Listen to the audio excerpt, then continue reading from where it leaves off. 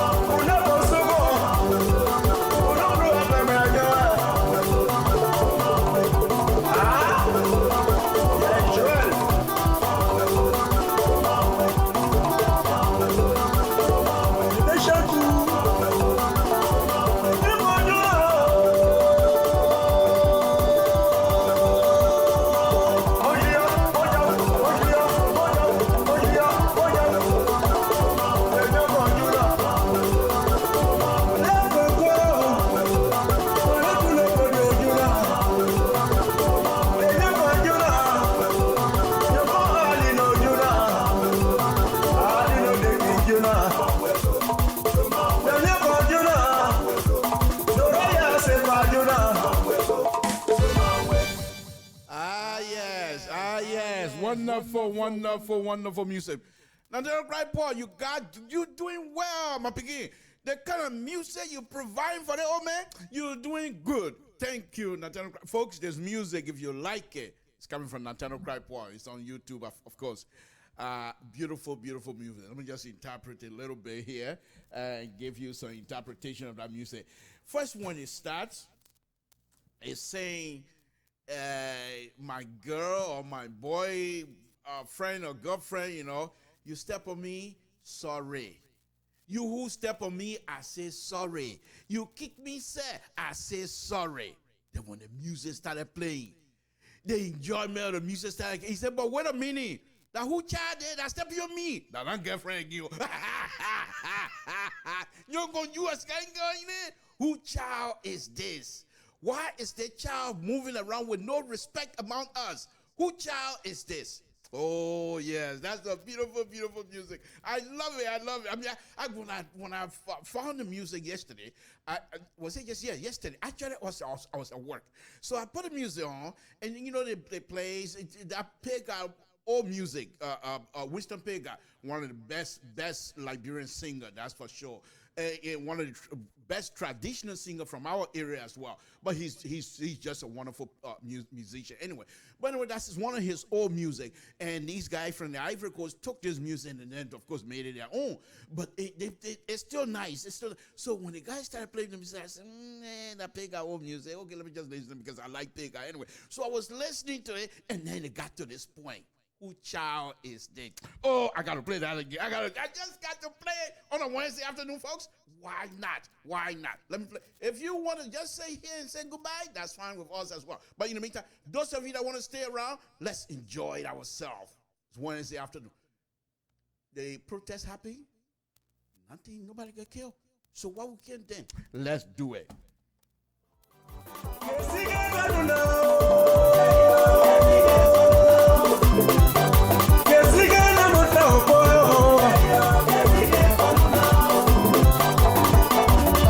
T'as des tomates et t'as des jeunes.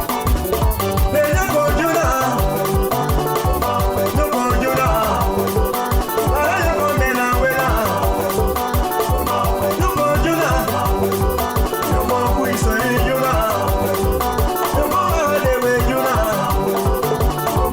le bon second, on nous doit faire bien, on nous doit faire bien. Allez Sylvie.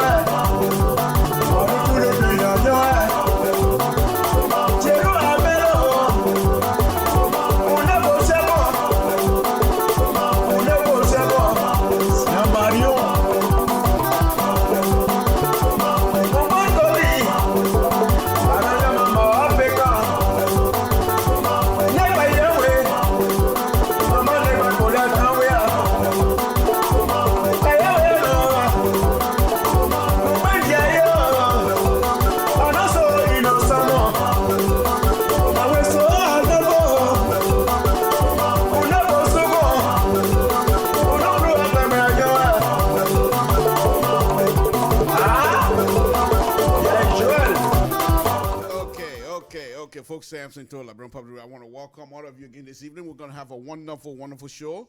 The protest happened and nobody get killed. And I talk about it on Monday, but Monday was kind of a little bit hot. It was just happening. And then I spoke with Mike Don, who was able to give us a wonderful, wonderful information from Liberia.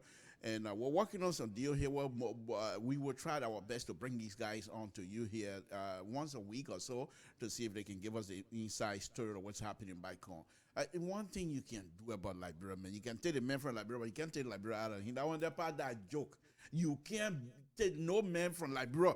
The person who born in Liberia, grew up in the street of Monrovia, then you take him from Monrovia and bring him to America, then you say, in America, in Monrovia, please. Yeah, you're joking. You're joking. You can take the man from Liberia, but you can't take Liberia out of him. And that's for sure. Every one of us going through that. However, there are some of us, usually when these things happen, they don't sleep. They don't sleep. And we continue to pray for one another. Thank you for joining us. Safety, folks. It's getting cold. It is cold already. But anyway, it's getting cold here in Sacramento as well. And so we ask all of us, all of you guys that are listening, continue to pray for one another. Safety.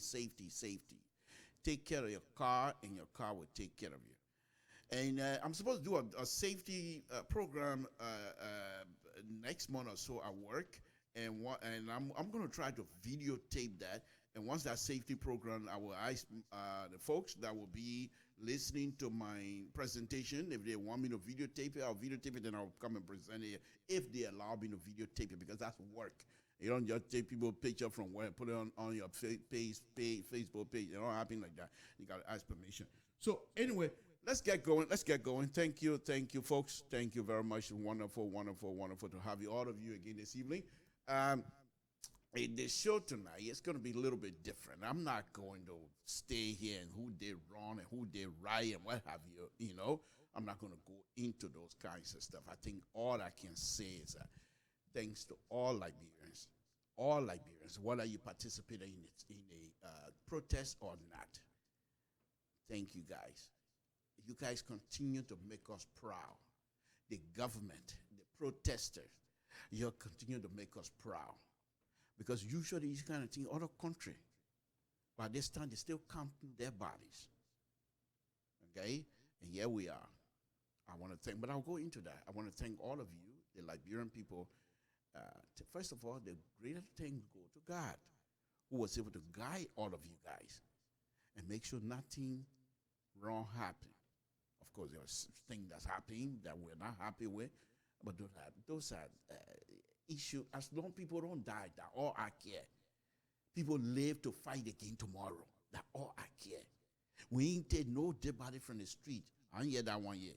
That all I care. And I want to thank God for that. Let's move on. As usual, the president of the Republic of Liberia, folks, Dr. Weah. The people say, why I keep calling him Dr. Weah, they get fair with me. Y'all can get fair. The man a PhD. What do you mean? Why you get fair with me for? The man a PhD, confirmed PhD. Dr. Weah, president of the Republic of Liberia. Folks, let me pull his picture up. Because why would you even want to look at me? Who am I? I'm nobody. There we go. This is the reason why you're here to watch us again tonight. Let me drink water first. Dr. Weah coughing straight.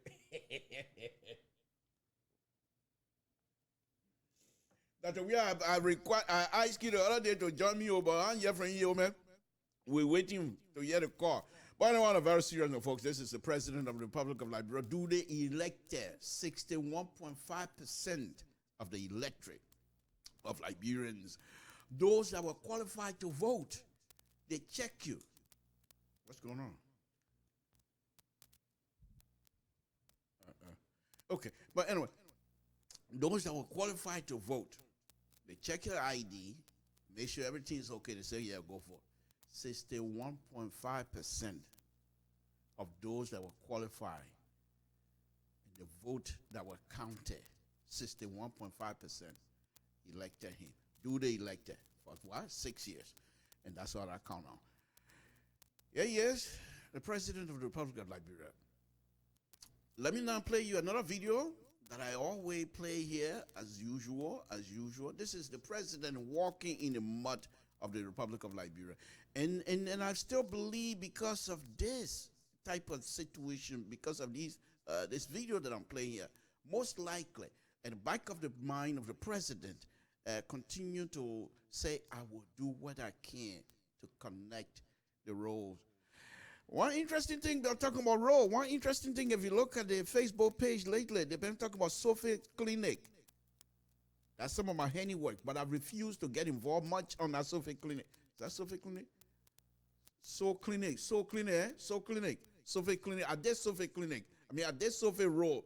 One of them, I don't care. I did one of them is Sophie Road, and the other one is Soul Clinic. The one going to Kakata area, that's Soul Clinic. The one over there by the hospital is the Sophie Road, I think. Okay, please, I did one of them. I did one of the road. I did it completely, finish, start to finish. I designed everything. I'm waiting for that. But the Sophie Clinic, that's the one going to Kokura. I refuse to get involved because it was a big job, number one. Secondly, the alignment that they wanted me to provide, I couldn't do that because people's houses all places. And I can't give I know what I'm capable of doing. So I'm not saying I don't want to help. But I told them, first of all, the survey they gave me, the points they gave me to use was useless. That's what Ghanaians, I talked to the Ghanaian guy himself and told him exactly what I wanted when he went out to do the survey. I spoke with a young man. I said, I want this and that and that. He said, yeah, we can give it to you. When they send me what they have, the CFV file, they send me, those are point files. The point file they send me, when I put the point file in my design tools, it was everywhere. I can't do nothing with it. The elevation was not even correct. So I told him, like, because, okay, it's so clinic and Suffolk row, the elevation, even if it's that big different, you can't come up with Monrovia,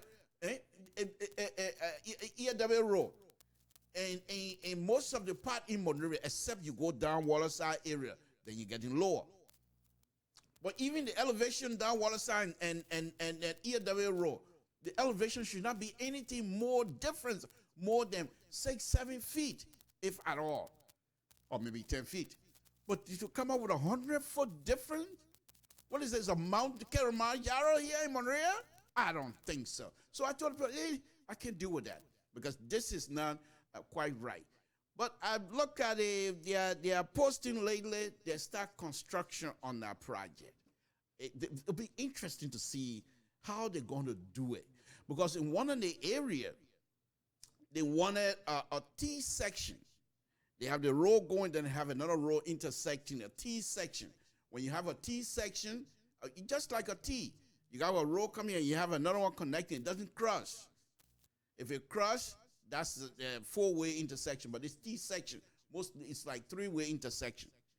Okay, I like to see how they're going to connect those. That would be interesting. And another thing that I find one of the reasons I refuse, because they have it going like a loop.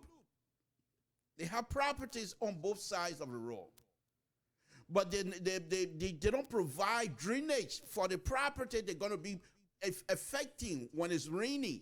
Because you're putting quota on the road, when it starts raining, the water going to leave the quota quicker than usual.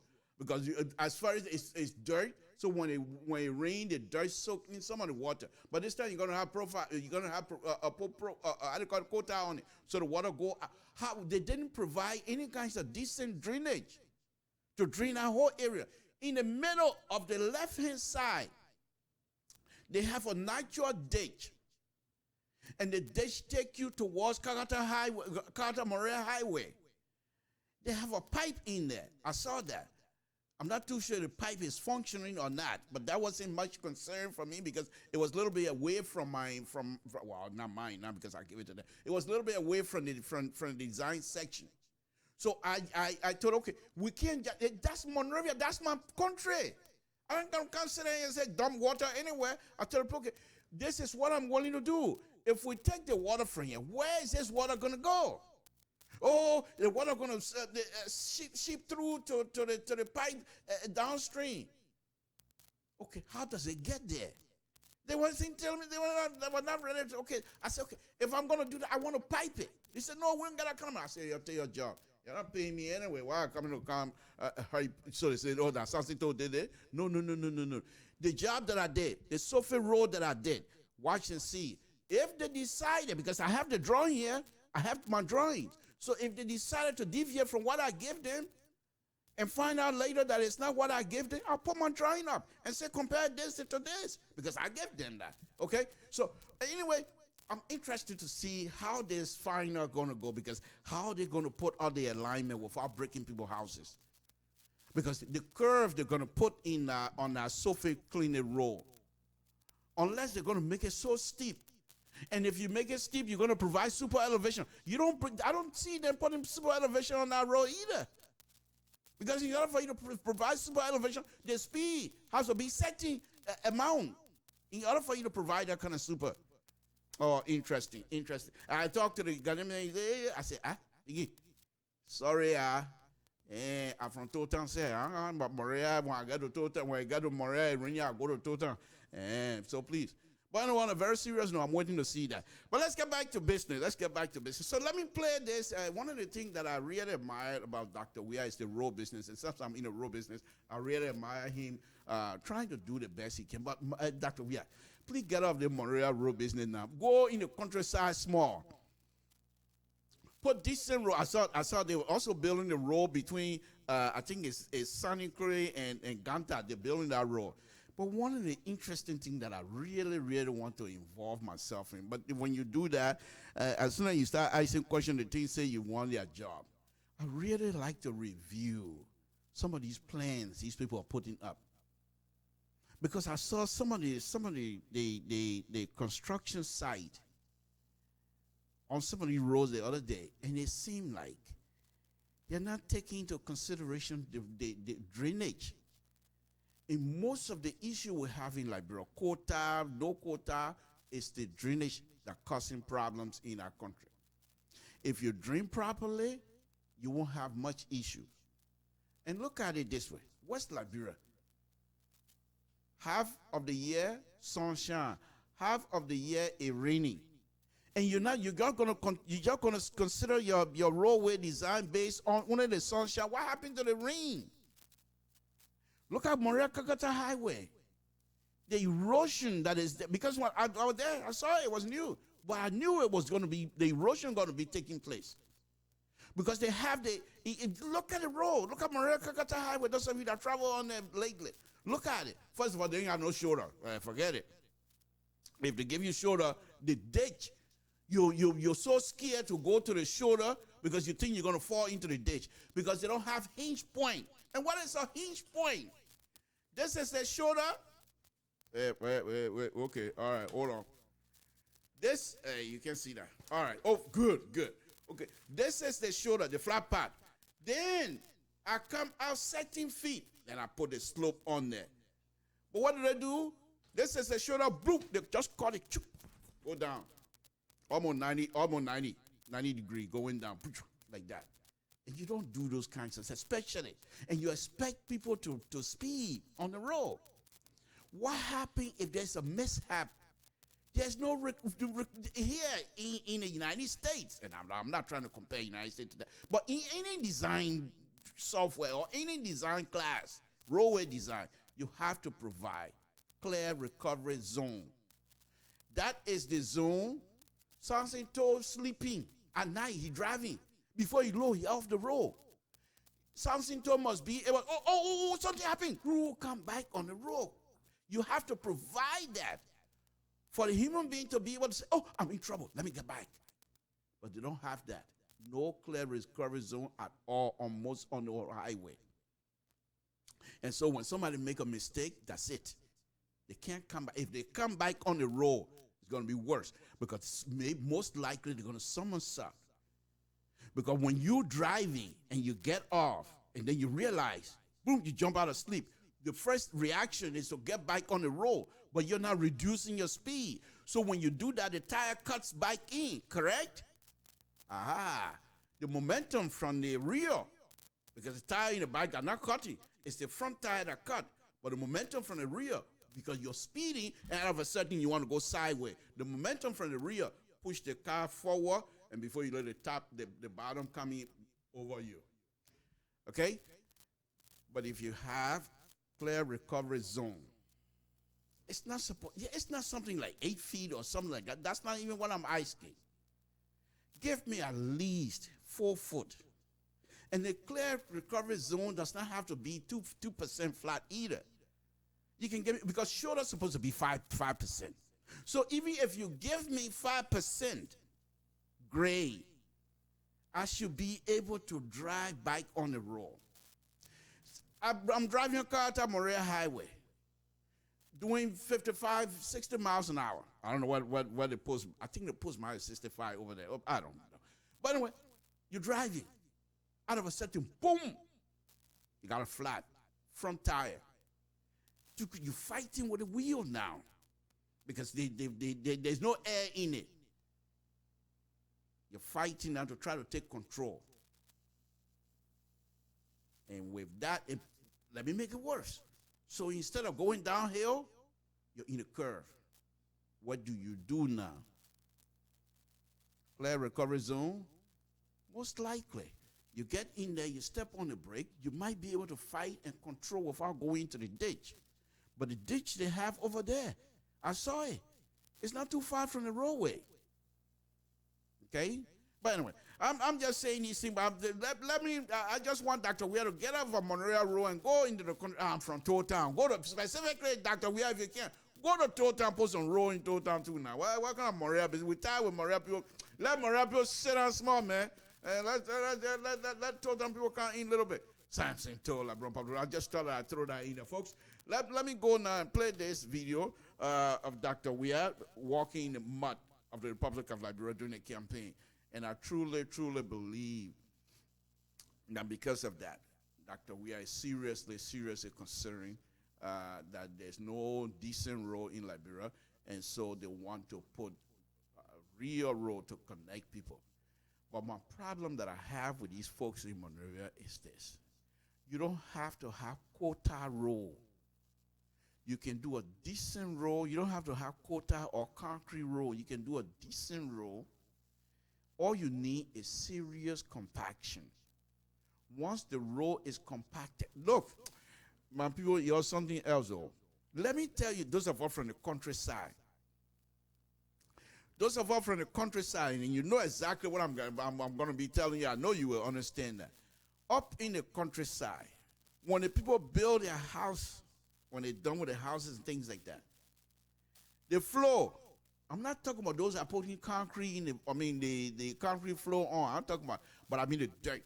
What do? They go and get some stake, flatten the bottom of the stake. And this one, instead of beating the road, they beat somebody did. Because in Crown Valley, when they say they're going to build a road, they say, I will, in Crown Valley now, on blah, blah, that means they will beat the road. So when I go to Liberia to start working, I will beat the road for you. But anyway, let me put that. So in the country now, when they finish building that road, to make the dirt in the house to be strong, what do? They put the dirt down, wet the dirt. Man, our people are complete good engineers to folks. Just think about it. Our people, they're so smart. And then we say they're not educated. Are you kidding me? Some of those places that was built back in the 40s, if you can find some of those houses standing or somewhere up in the village side, you will find that those dirt are still there. They sprinkle water on the dirt that is loose, and then they use that stake and beat the dirt. What are they doing? The dirt, our people are smart. The dirt, it's a dried one. But then when they sprinkle the water, it becomes what? They mix it with the water. So the water, I still can't think, how do they know to have a perfect water content within the dirt? Because here in the United States, I can get you water content out of a dirt very quickly. What I do, I take the dirt that is mixed with water, I weigh it. Then I take the dusting dirt that is still wet, I put it in the oven, turn the oven on, dry it. Then I take the dry dirt, I weigh it. The weight of the combined water and dirt minus the dry dirt, giving the contents of the. Then we say we smart. You see what I just did? Then we say, but back home they don't do that. They just put it on some of the old lady there. They take the dirt, and I've seen it. They take the dirt and squeeze it, and they can tell just by feeling it and squeezing it as the water is correct to be pounded to form that. That's engineering to the degree of what PhD. Because here the dirt, the civil engineers that deal with soil, when they come on the roadway or whatever soil they have to deal with, the first of all, before they bring the machine and thing, they take the dirt and squeeze it. Based on the forming of the dirt in their hand, they can determine quickly what type of dirt it is and what type of water content that might most likely will be suitable for that dirt. But while people do that, they don't even write anything. They take that steak, after mixing it, they take that steak and pound the dirt and form it, compact it. Compact it. And you can walk on that and nothing will come falling apart. Let me put them to you some more. They do that same way to build a bed, a dirt bed. Have you not seen? I'm from the countryside, so I've seen a lot. They use that dirt to form it. They don't use a plywood to form it. They just use the dirt. Now, yes, wow. This is my first time thinking about it. With all my engineering issue that I've been involved with, this is my first time thinking about it. Up in the countryside, when I say Mwempliwe, that's a real village. Mwempliwe, every time I call Mwempliwe, that's a real village. But anyway, when I was over there, my grandma, after she did done with her house, she decided to build this dirt bed. But she wanted it to be 13 inches above the floor. So what did they do? They didn't have wood to put wood down and form against the wood. No. What she did was she formed it against the perimeter of the house. But the other side, all she did was lift, put it, just, for example, they will come in and put dirt. I don't know how to measure, but I would say about 2-3 inches at a time. And they pound that, form it, correct it, then they come and put another one on. On the side of it, you see, I'm just thinking about it now. It's very impressive, but I'm a little bit emotional because I can imagine my grandma doing it. She'll take her hand and form it all around. With little water, she put her hand in the water and form it. Then she pound on it. And eventually that bed becomes stronger. No crack. Those of you from the countryside, have you not seen that before? No crack. And in this country, people mix these things, they do these things, but with paper and pen. Back home, we don't do that. Okay? So anyway, let me go back to Dr. Weir stuff. I just want to throw that in there. I know those of you from the countryside, you would know exactly what I'm talking about. Don't tell me, unless you grew up in Monroe and you know your own dialect. But anyway, let's play Dr. Weir. I have some very interesting show here tonight, folks. But I'm going all over the place here because I'm very much excited about what transpired this Monday. Nobody died, even though things were not the way they're supposed to be. But anyway, we say thank to God and thanks to everyone, the stakeholder, everyone that were involved. We say thank you guys that we didn't have no bloodshed. So thank you. But let's play Dr. Weir, then I'll come to my show, folks. I have some very interesting show here tonight. Please follow me. Share this video as well. Dr. Weir, Samson to LPR. Let's make sure you do that same thing for you can hold.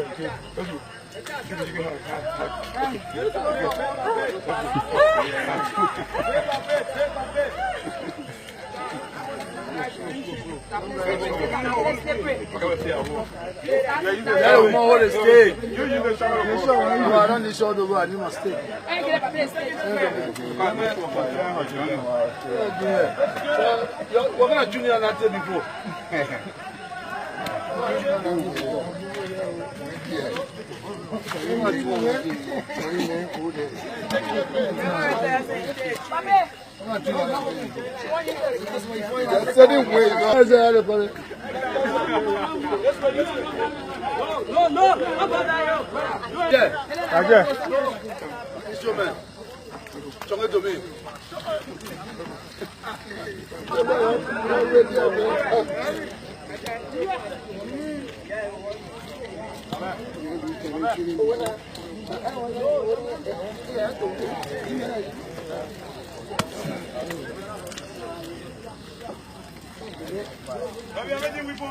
No, I beg you.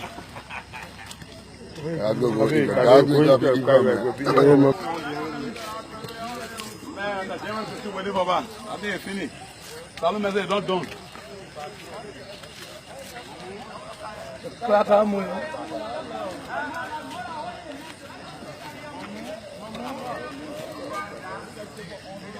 There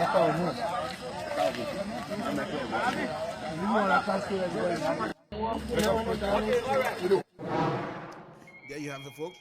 Samson told LeBron Public Radio. First thing, like I stated already, I want to thank the President of the Republic of Liberia and the Liberian people for such a wonderful, wonderful show of tolerance. And I'm not too sure if that is quite correct, but I would say that anyway because nobody got killed. It could have turned worse. And the only reason why it's not because the police were forceful or the police were more powerful than the people. It's just that Liberians don't want war. Liberians don't want to fight. Liberians don't want to do anything. So when the police and the government decide to show their bluff, the protester didn't call their bluff.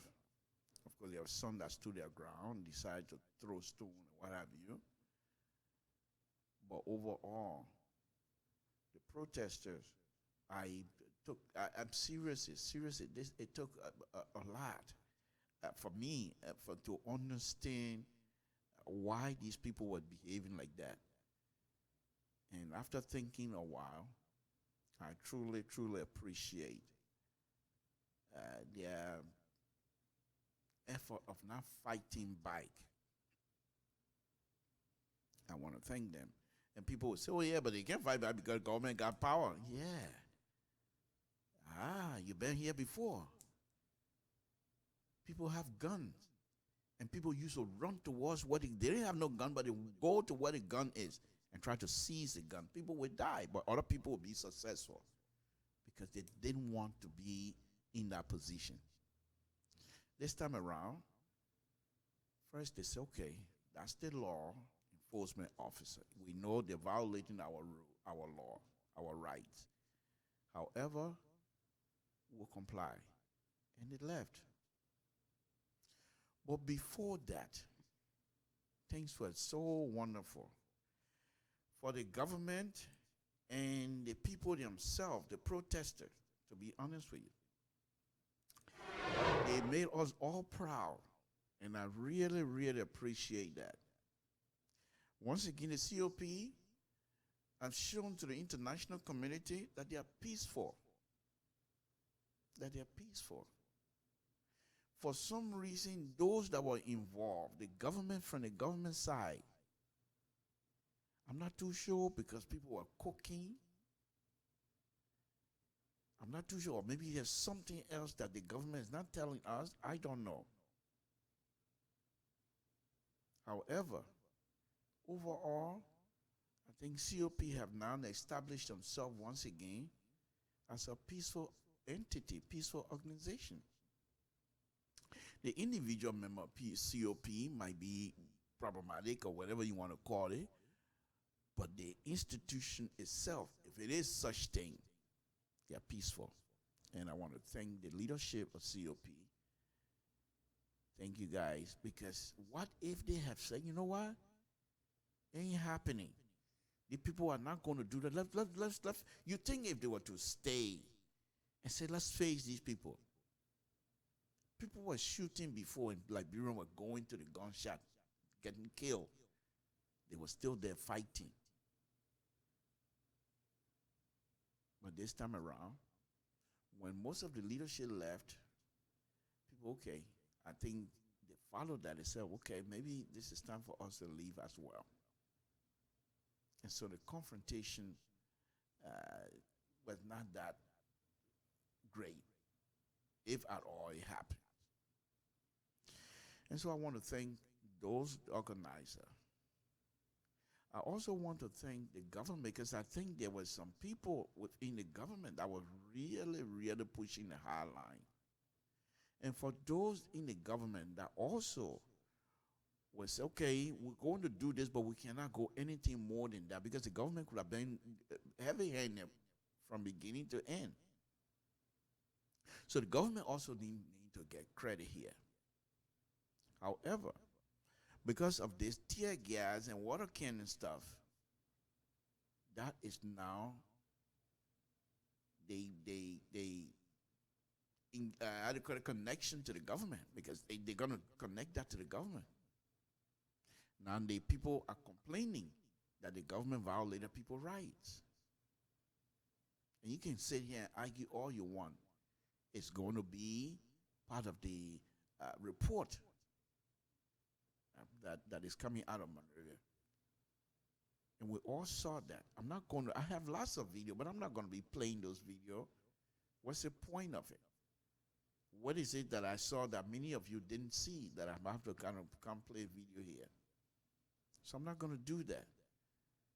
All I want to say here is this. First of all, let us also understand that the government has the right to protect lives and property. But, and I always say this, the way you carry hand, let me go a little bit deeper into my dollar parable here. The way you carry hand or with color in your hand, you don't bring your hand down like that, or if you don't take time with the power that you're coming down without color, something will hit you. Because you got control of the power that coming down, and you get control, you will hurt yourself. And that's exactly what happened here. These are people that came out all day. Nobody. I don't know who is advising this government. The same thing when Custer came to Monrovia, he came from the United States when he got to Monrovia. The people walk from Ralphie all the way. They ain't take people banana. They ain't take people dry fish. They ain't take all of them bony. They ain't even go to people's house to drink water free. Then when they got to Monrovia, they said, I'm going nowhere because we think you disturb the center of Monrovia. The people been walking all day. They ain't start no trouble. Now you think they're going to start trouble. The same thing here. The people cooking to eat. I'm glad nobody died, because then it would have been worse. For food business, Liberian people are going to die again. Just like 1979 rice riot. The people have the issue. All day, protesters, even the police themselves, you can see them, that everybody was getting to be relaxed. Then they decided they want to cook. The mattress that the people were running all in the street, the mattress that full of rat, the mattress that full of all kinds of who will sleep on that mattress in the street? You truly believe that people are going to sleep on that mattress in the street? That mattress, those children are running around. Even the people that sleep in a graveyard, they don't want to sleep on that mattress. Where that mattress even come from? You know where that mattress come from? Most likely that mattress come from the dumb yard. And not a mattress, because people are carrying mattress and things that people come and sleep in the street. So even if that's the case, the police have already engaged with these people. Can you not do more? People say, oh, they did. They talked to you. I'm not going to go deeper than that. So what I want to stop here tonight is just to say thank to all of you that was involved. But I'm telling you guys right now, the COP keep going up though. Their political stock is getting higher. And eventually, they will come for dividend. They will get it. And I will talk about Dr. Weah and the government later. But let me go to this one here. This is a very interesting and truly something that I've noticed. And I just want to point this out. Maybe I'm wrong, but I want to point this out. This young lady, Madam Ure. Folks, this lady is making a name for herself. I'm saying it right here. Just say, yeah, you heard it on Something to Show, LeBron Public Radio. This lady is making a name for herself. She went in the race, even though she was defeated on the second round. Her life was threatened. She is not getting out. She's a brave woman. Highly educated, but brave. Why is she doing this? Why is she involved? in the thick of things. You think she need money for that? You think she wants a job? Don't you think she's doing well for herself? But the reason why I want to show this, I want to showcase her here tonight on my show, first of all, to say thank you to her. Because of her, some of us that got daughters, they watch these things. And these things are very inspiring and they're empowering as well. For a young lady, because this thing could turn sour, but she was in the middle of it. I also want to thank Custer and the COP leadership that allow, oh man, you got to understand sometimes, you have to understand human dynamic in order for you to get what I'm saying. For this group, COP,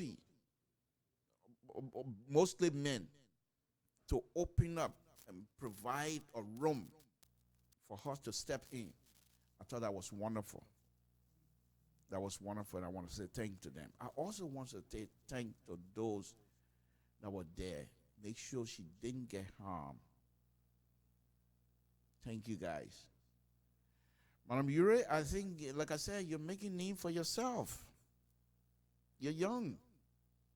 Liberia is not going anywhere. They see you not rising quick enough to swallow Monrovia. Yeah, we see it. Yeah. So your time is there. The political stock that you're putting in right now in the bank, in the goodwill of Liberians bank, eventually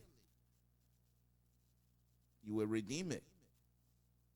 She almost got elected the last time. So she's making name for herself. She's making name for herself. If you're not rational about this thing and you say, oh, she did this, she did that, blah, blah, blah, it's up to you. But for me, I think she's making name for herself. And I hope she will continue to do that, because many Liberian young ladies will see her and say, okay, I don't have to be violent in order to be involved in the Liberian politics.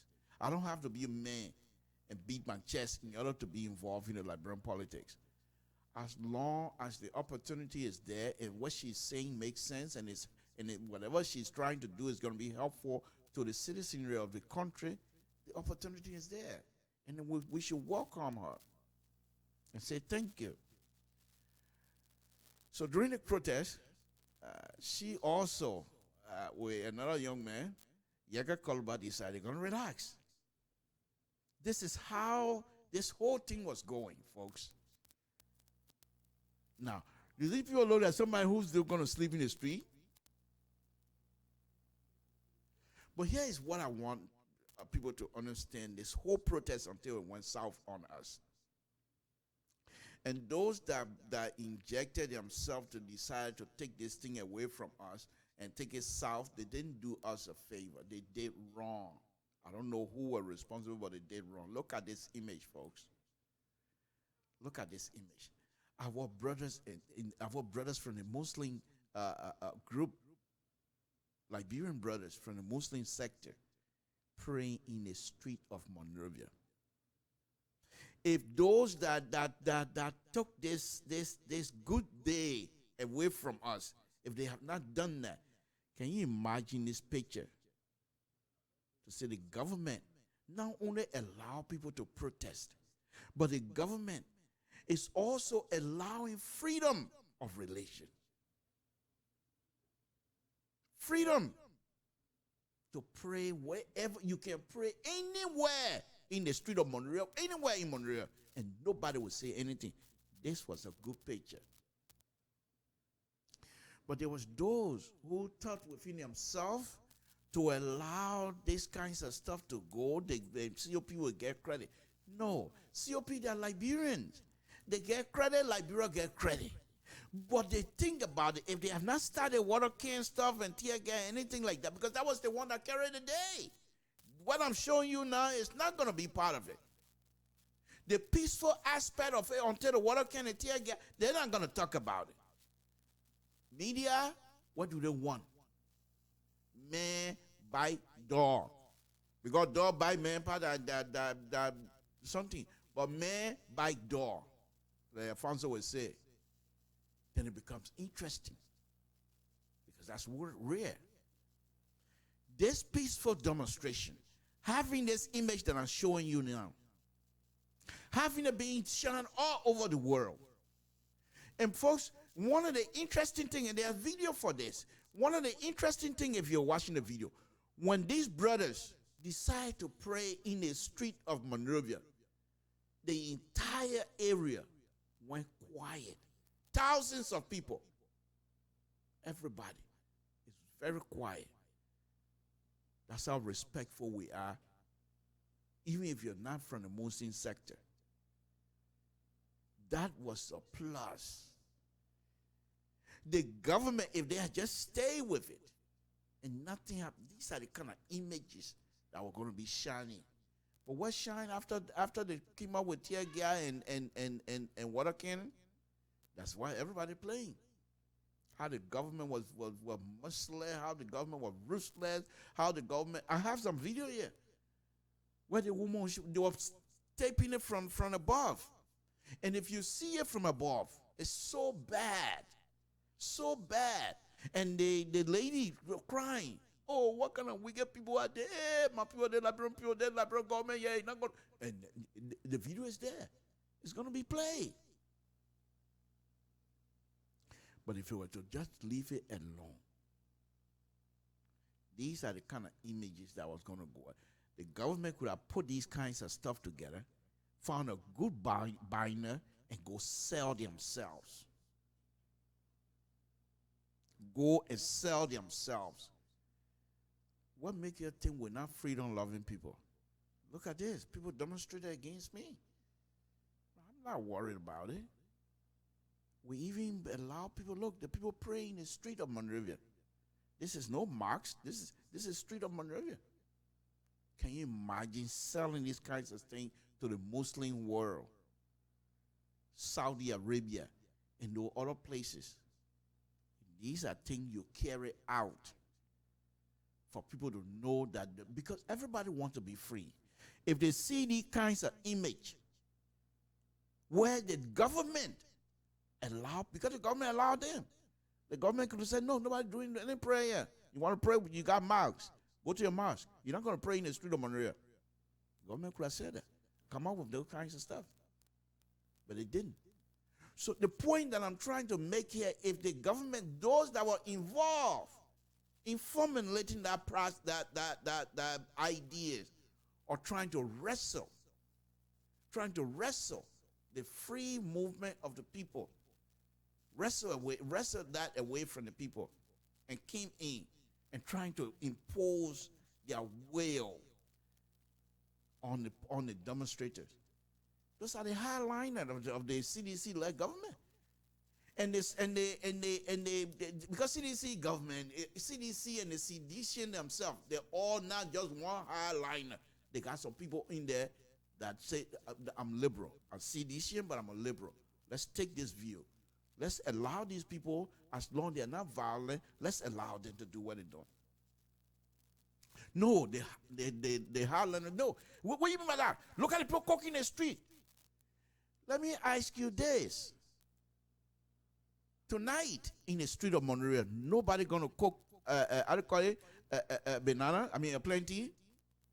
In the street of Monrovia tonight, on the sidewalk of Monrovia tonight, no co-park going to be there. How are you going to eat the how do you call it, the P4? How are you going to eat the shabasha, whatever they call it, the meat they put in the steak and right there. You see the woman doing of stuff like this, fanning the fire in the street of Monrovia. Tonight, as we speak, if it is dark now, there are those who are getting ready to go in the street of Monrovia to cook tonight. And I used to be in the street of Monrovia. I am cowboy in Monrovia too. So you want to tell me those people you're going to take water cannon and go do that? But the highliner, they have no interest They have no interest of allowing people to be peaceful. And their ideas, they're not winning. You're not going to win. Because peaceful idea always will trump violent ideas. It doesn't matter what. Because in order to be in the position of violence, you got to put yourself in a certain level as a human being in order to be violent. But peaceful human being, you get out in the morning, you're already peaceful. You don't need to transform yourself in anything else. And that's why peace is always good. But what these people did to Dr. Weah government was bad.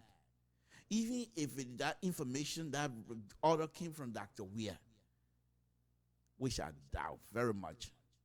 Yeah, it might have, but I'm sure somebody pushed him, gave him some things. People, you don't take care of them tonight. They will be here the whole time. They will be cooking all in the street. All the executive mansion will be smelling with P4 then. My people, we don't eat P4 in Montreal anymore. Why bring these kinds of things up? I still have the picture up there. If this kinds of picture was to be taken, you put a binder together. The Liberian government, you don't even know how to sell anything. For goodness sake, you just go to places, ask for money. But in order for you to ask for money, you got to present something, you got to sell. And you're not even selling yourself. You're not even selling the country.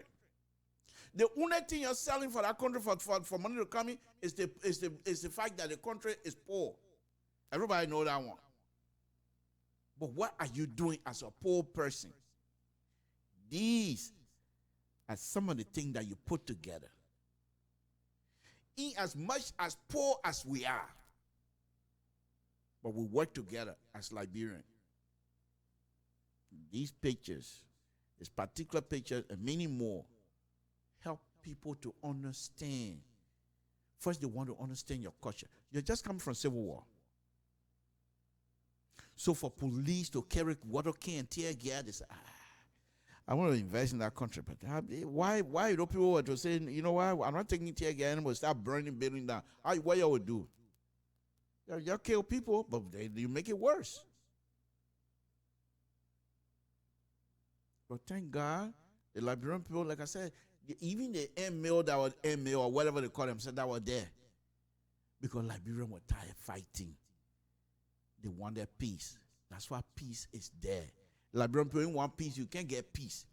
You can bring your bazooka, zuguka, whatever. You can bring the entire U.S. Army. The Liberian people want peace. You can't get peace. But Liberia don't want war. They want peace. And that's why we have these things. And if they're giving you the opportunity to put Liberia on the map, on your, Dr. Weah. They're not the CDC who headquarters the police when they kill somebody. They're not CDC. That thing is in record. People have that. CDC, you use this opportunity. Say, look, see what we do? This is true democracy. On my watch, I'm not going to trample on people's rights.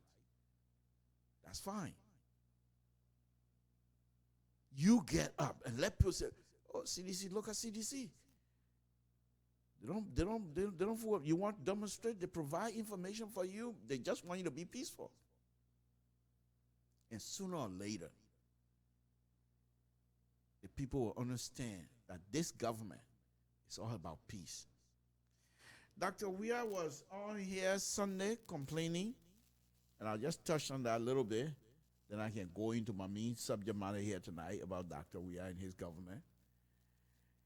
And the complaint he made makes big sense. I agree with him. However, Dr. Weah should understand that we ourselves, Liberians, we don't have control over these things. Social media, I'm talking to you right now. If I want to start cursing right now, who will stop me? But with my inner self, as an intellectual, as I consider myself, total intellectual. Forget total people too smart for me. One play with intellectual, I will not allow myself to cuss. That is within me. But when Dr. Weir said, this is what he said, and I'm just paraphrasing, that people come on social media, cuss him and cuss his mom and all that kind of good stuff, and we, Liberians, watch and say nothing. So he said, you are the cause. I agree with that. We're all responsible. We're pretty much responsible. Because if these things are happening, nobody tune in, sooner or later people will not watch it. But you don't have no control. Dr. We must understand that these things will happen. I'll give you an example. About 3 or 4 years ago, or maybe a little bit less than that, Costa was on Alfonso's show on LPR. That time, LPR, we were still doing the radio and what have you. So he and Alfonso was talking. And this situation about him and Ellie and Fuma business came up. So I called in. And I said, Mr. Costa, if it was me, myself, I was gonna ask you to meet me down water. So we'll fight. Because you can't be talking to my mom like that. You know what Costa told me? He said, Mr. To, if you don't want people to talk to your mom, tell your mom to get out of politics. True statement. So as long as you're in the public eyes, where you have people won, there's two-way street about it. What you have, President of the Republic of, you know how many people want that position? So if they found stupid people like something told them to be causing you, you think they want to push it. So you can get vexed and knock you off of your game. Don't pay attention to those things. They shouldn't stop you from what you want to do. There are some of us that have the same platform, but we're not going to cuss. We'll be critical of some of your actions, but we'll be respectful in our deliberation. We're not going to cuss.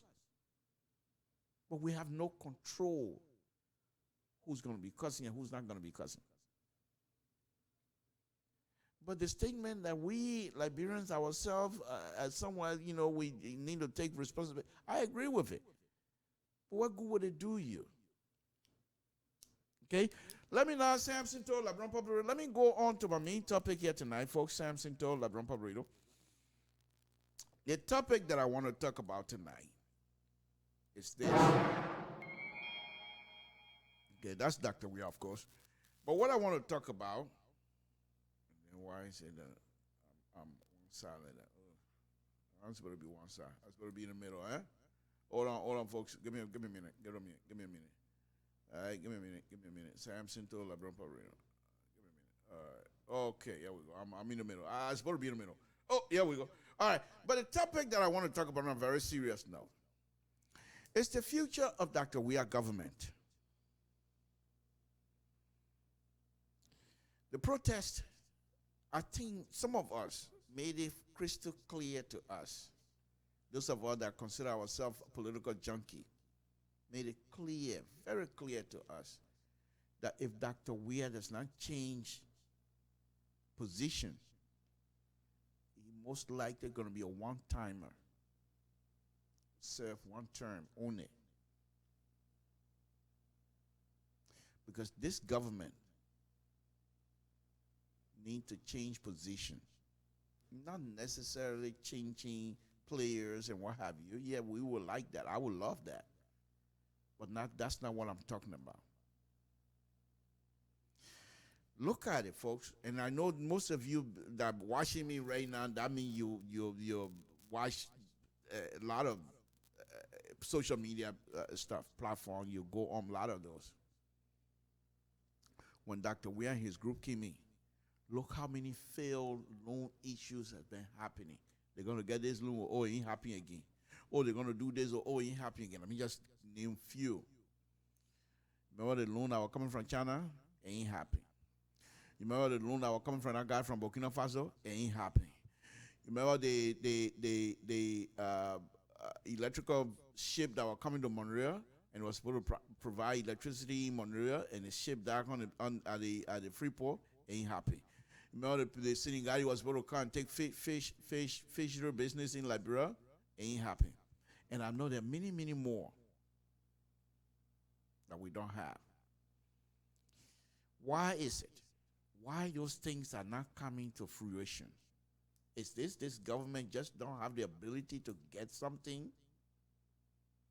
I don't believe that. And I'll be very honest with you here tonight. I believe that the people who were involved in trying to see like the IMF and everybody else, they were not stupid or somebody who hate Liberia to say, no, we don't want you to get good thing. But they truly believe that some of those loans were bad for us. And they pushed that line.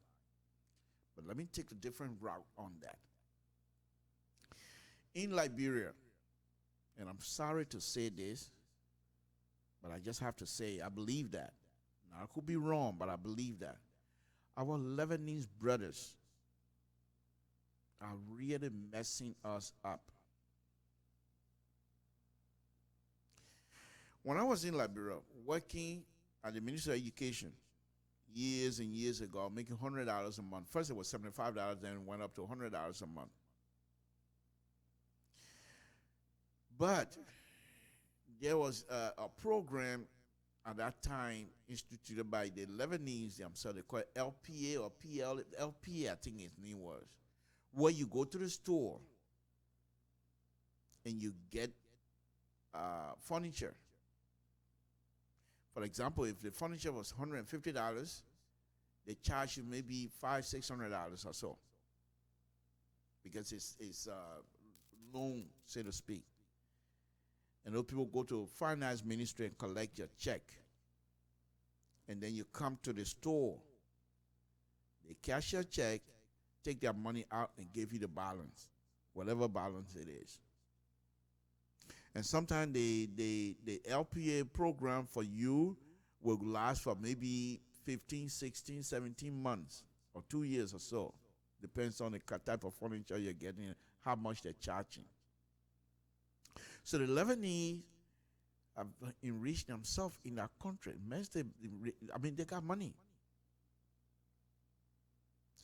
So when a government official comes to power, or whatever it is that comes to power, they have the ability to manipulate that. Let me be honest with you here this evening. What I'm saying, if you don't agree with me, that's fine. I have the right to say that. I don't have documentation to show, but I can tell you my own experience. Okay? Back in 1981, before that, the Rest Riot, there was an army person that I know. The 1979 Rest Riot. There's a building right down Waterside. I believe that's Ronald Street. There's another street, Ronald Street. I think Getty Street, and maybe Getty Street. The folks don't hold me to the street in Monroe anymore, please. But anyway, that night, the Lebanese man, I stay young army man or boy. Well, he's a boy to me. I came to stay in and guard his store.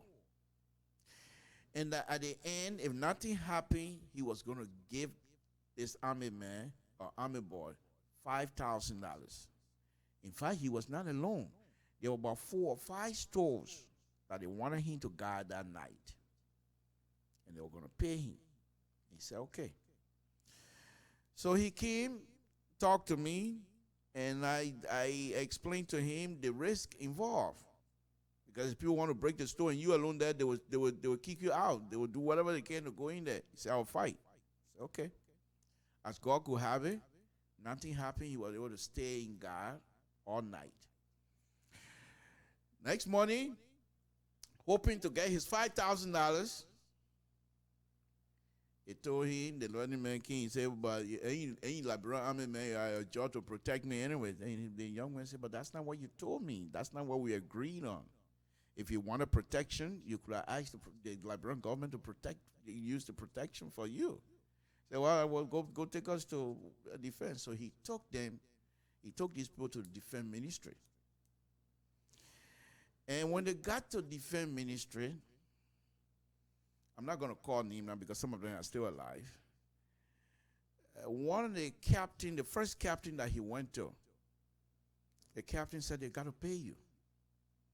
So he went with the captain down Waterside, and the captain said, you got to pay him. The captain was a young man too, but educated. He from Nima County. I'm not going to call his name. Anyway, they told the captain and this young man, they said, look, we'll get money. That's our job to protect us. So they told the captain, okay, let's go back and we'll take it higher.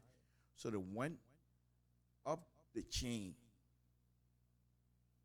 And when they got to us, it's I think the deputy commander or whatever they call it, deputy minister or something like that.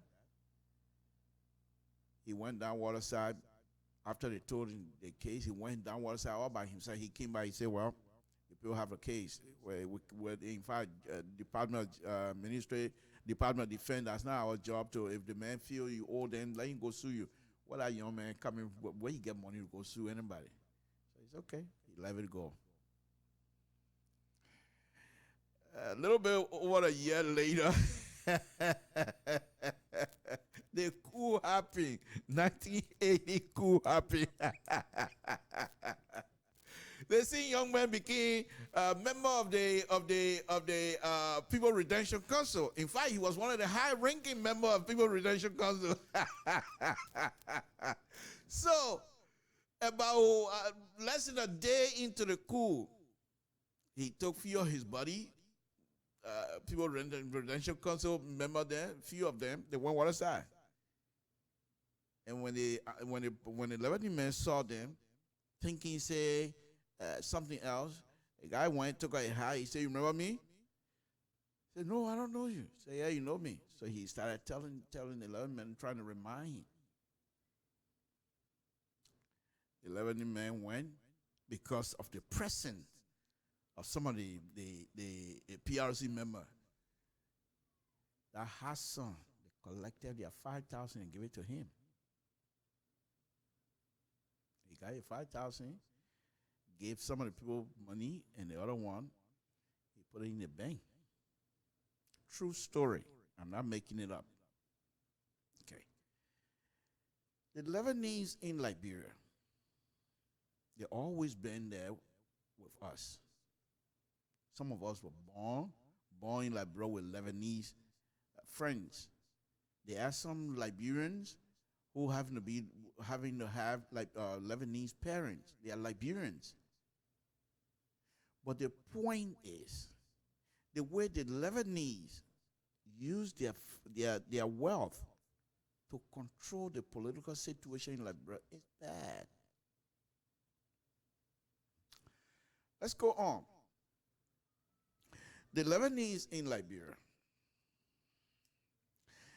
when you're coming in, let's just use Dr. Weah and his people as an example, and I'm saying an example. We know Dr. Weah played football a very long time. He made a lot of money. Immediately, when Dr. Weah and his people took office, the first brouhaha was his house in Sinka. He broke it down. The next thing, Liberians started seeing building houses. They said, where the money coming from? Even if you have that kind of money, how come you didn't do it before? Why is it out of a sudden you're president, now you're getting? The story that I'm getting, most likely, the Lebanese in Liberia, I don't know that for somebody just gave me that information, and I'm not going to tell you who that person is, but the person, they said, according to him, I know who they are because they're very close to Dr. Weah and his people. The Lebanese, the houses, according to the person, the houses that is being built, funds were provided by the Lebanese. according to the story. Is it not possible, folks? Think about it. You become a minister and you say you're going to be making $5,000-$6,000 a month. What makes you think that if you go to the leavening man to borrow $50,000 and you have the minister position, that he will refuse to give you $50,000? And what if you're in a position where they know that you can do contract and sign this and sign that, you get money? You go and ask them for $250,000 to build a house. They will refuse you? No. So according to the story, that those property, the funds were provided by Lebanese with the understanding of being paid. Think about it, folks. Where Dr. We are going to get kind of money from out of he was a senator. How long was he a senator? If you look at those buildings, the whole project, most likely in the millions. Where's that money coming from? And I truly don't believe that Dr. Weah will go into central bank or somewhere and just take money from there for himself. I find that hard to believe. And so when a person brought this information to me, because I've been doubting this for a very long time, and so when a person brought this information to me, I was like, okay, it's possible. I'm not saying this is fact, but is it not possible, folks? Okay? So if we're going to say, no, let's discard that. If you're going to discard that, then you're going to have to push the line that he took people money, because you're going to say that he doesn't have money for himself to build that kind of stuff. Then, the question now is this. To clear the mind of all Liberians, Dr. Weah should make public his assets. The same assets, like the asset declaration he sent to the government of Liberia, let him make it clear. Give it to people. Give it to the public. Let them see it. You got nothing to hide. You got nothing. It's not that you're giving in to the public, but the repetition, the repetition right now with this money. How many dollars? 16 billion Liberian dollars missing, $25 million come. And Liberians themselves, we ourselves, those of us that used to work in government, all of us are corrupt. Nobody.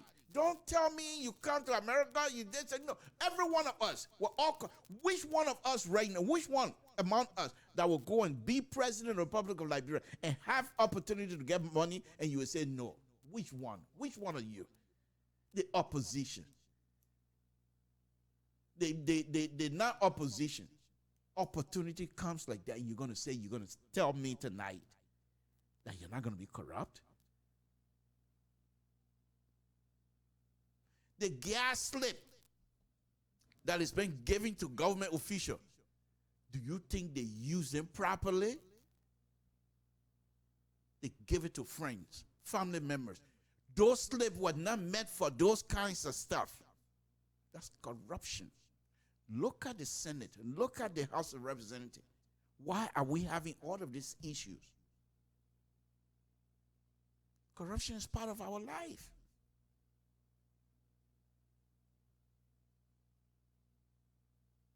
But if you want, and this again is going to Dr. Weah, if you want your government to be above a little bit, you have to make sure these things are there.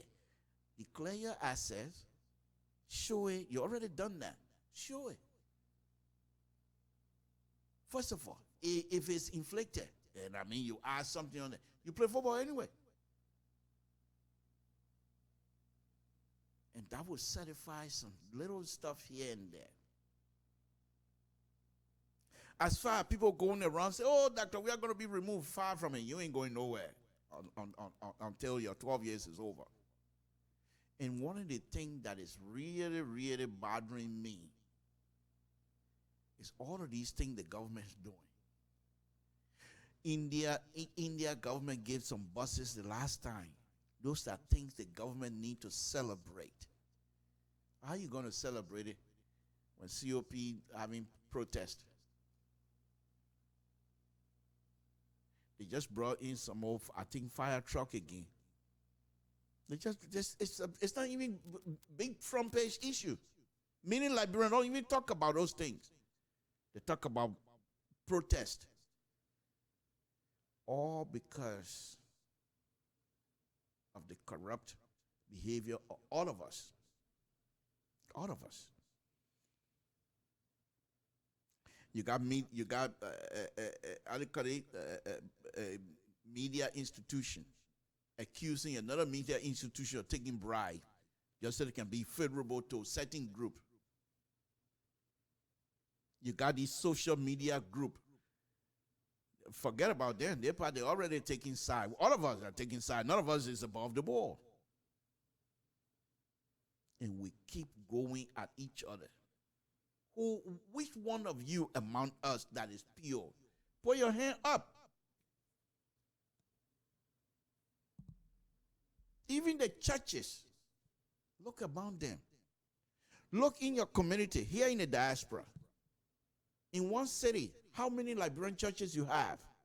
Why can't they even come one church and have everybody serve under a particular leadership? They don't want to do that. Everybody want to be pastor. With that kinds of behavior that we have among ourselves, how are we going to move forward? And this is what I always say in my own community. Not everybody should be smart. We should have people like me, stupid people like me sometime. That way the smart people lead us and we follow them. But if everybody thinks that they're smart, who's going to lead? And these are the kinds of issues we have that is seriously causing us problems. Now, the leavening issue that I brought here with Dr. Weah and the building and things like that, if you don't believe that, that's fine, because I can't show you. This is what the person told me according to the information that I got. I thought I'd put that in there. I'm not saying that's facts. But it's possible because I know how the leavening operate in Liberia. I know that. As soon as you become minister and they think they can get something out of you, they become your friend. This thing is not, it didn't just start. It's been going on for years and years and years and years. Years. And sometimes it goes higher than that. So the point that I'm making here for Dr. Weah and his government to do well, there are a lot of challenges that are coming. But they have to prove themselves worthy of the international community to supply, to give money for them to do stuff. The COP, yeah, they're quiet now because they had a demonstration, but what makes you think they're going to go away? The election, the senatorial election, by-election coming, where the money coming from? The government can't even make payroll. Where the money coming from to do the balloting and all the kinds of stuff? Where the money coming from? You know how many senators? I think about 15 or 16 of them. And each one of those Senate seats has to be protected. The government going to have to provide the money for the citizenry to carry out their constitutional mandate. Where the money coming from?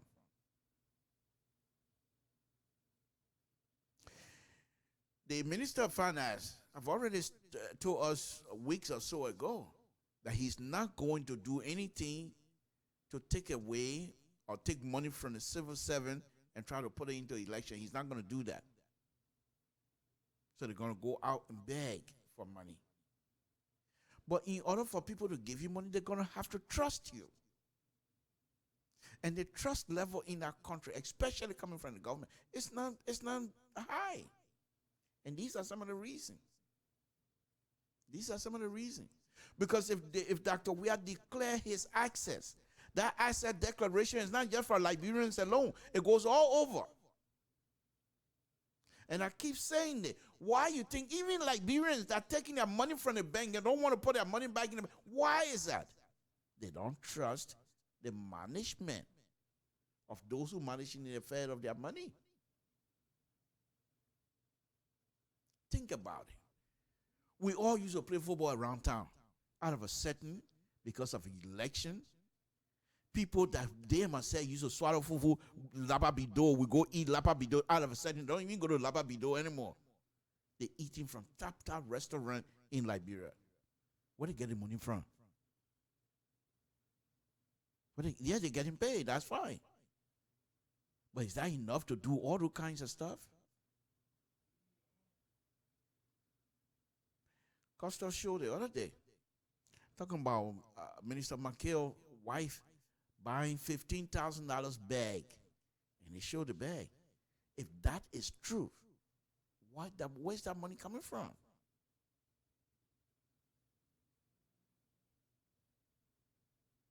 Government of Liberia cannot generate, through revenue, generate enough money to be able to provide for election and be able to pay salary at the same time. But if the government and its officials do these kinds of little stuff, Dr. Weah, you have to understand, if you don't put the structure in place for us now, even if you leave, next person come up, it will be the same thing. Because every one of us are corrupt. You take me and put me anywhere else here tomorrow, I might say, oh, I'm scared of my knee or something. But corruption.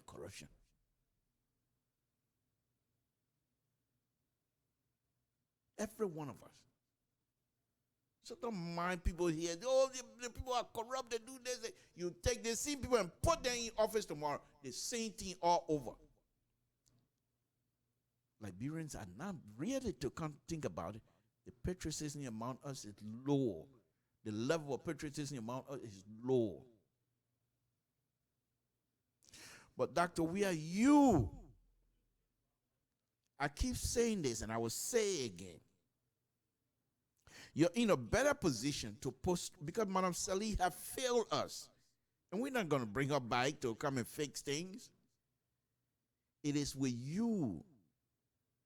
You're going to have to forget about stupid people that sounds like don't get vexed. Put the structure in place. Political structure, put it in place.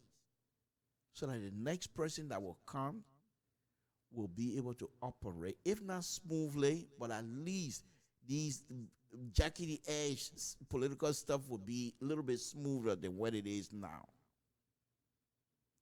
Let us use you as a guinea pig. Let us use you as a test case. But in the same process, Dr. Weah, fix this thing.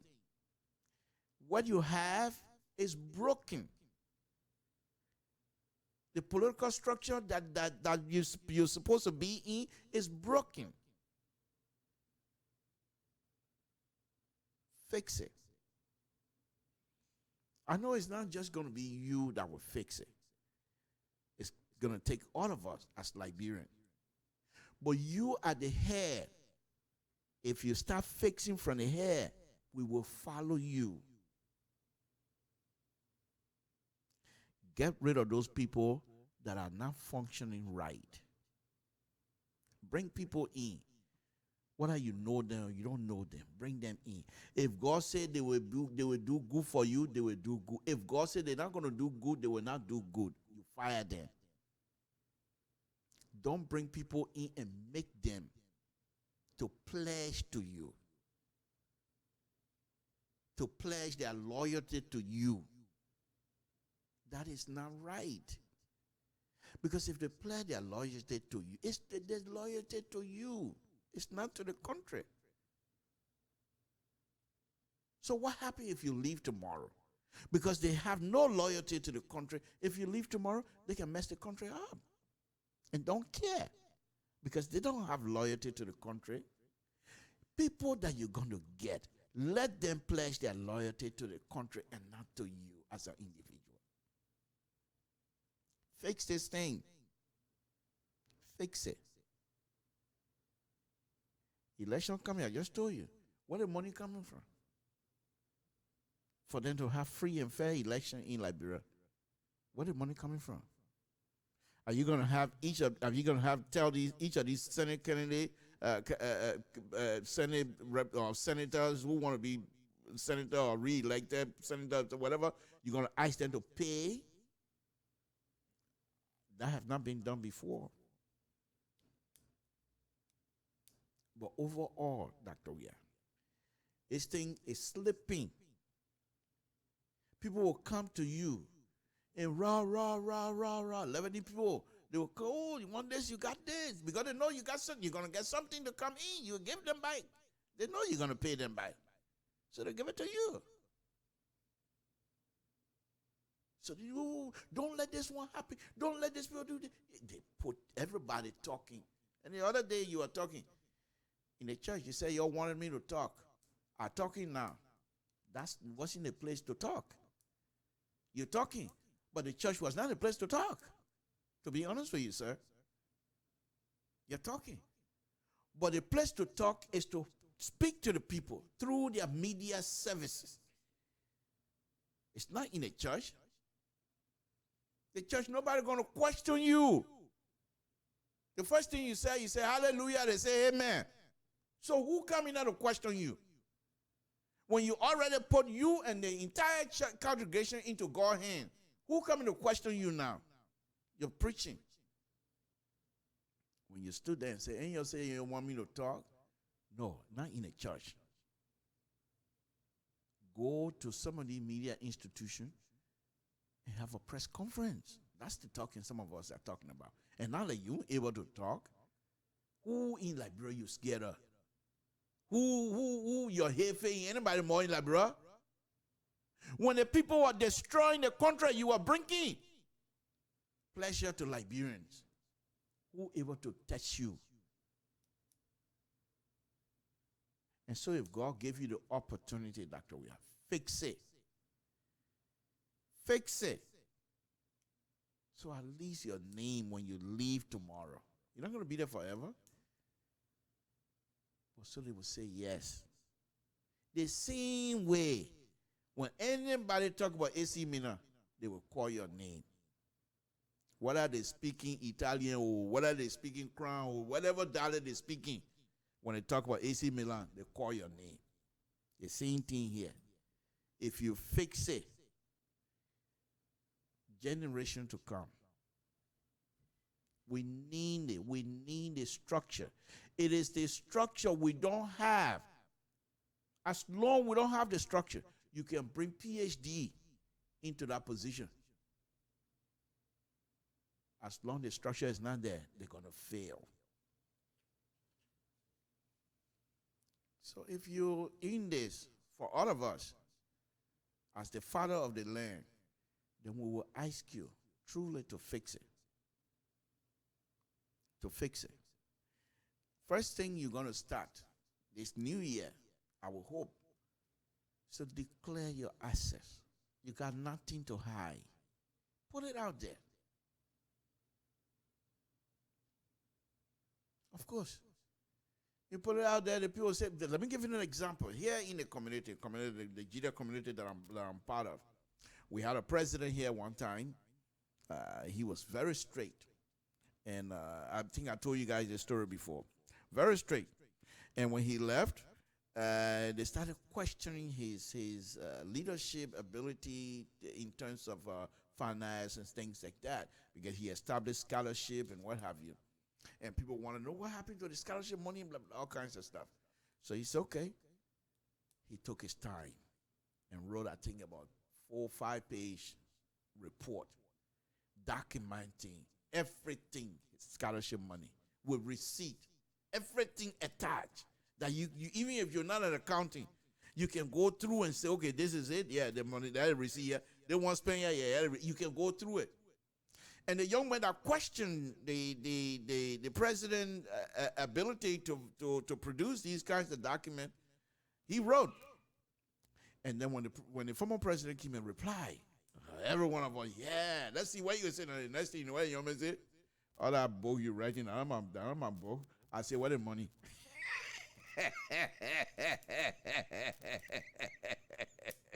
So all of those things that the former president produced, it sent out.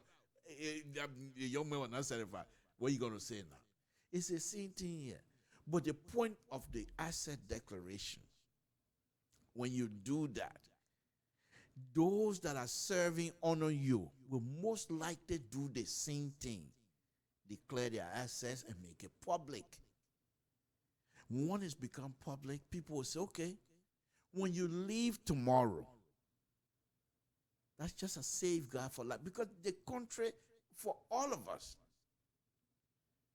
those of you that are in a position to make serious money, if you don't guide yourself as a person with integrity, you can fall into the big hole of stealing, big time.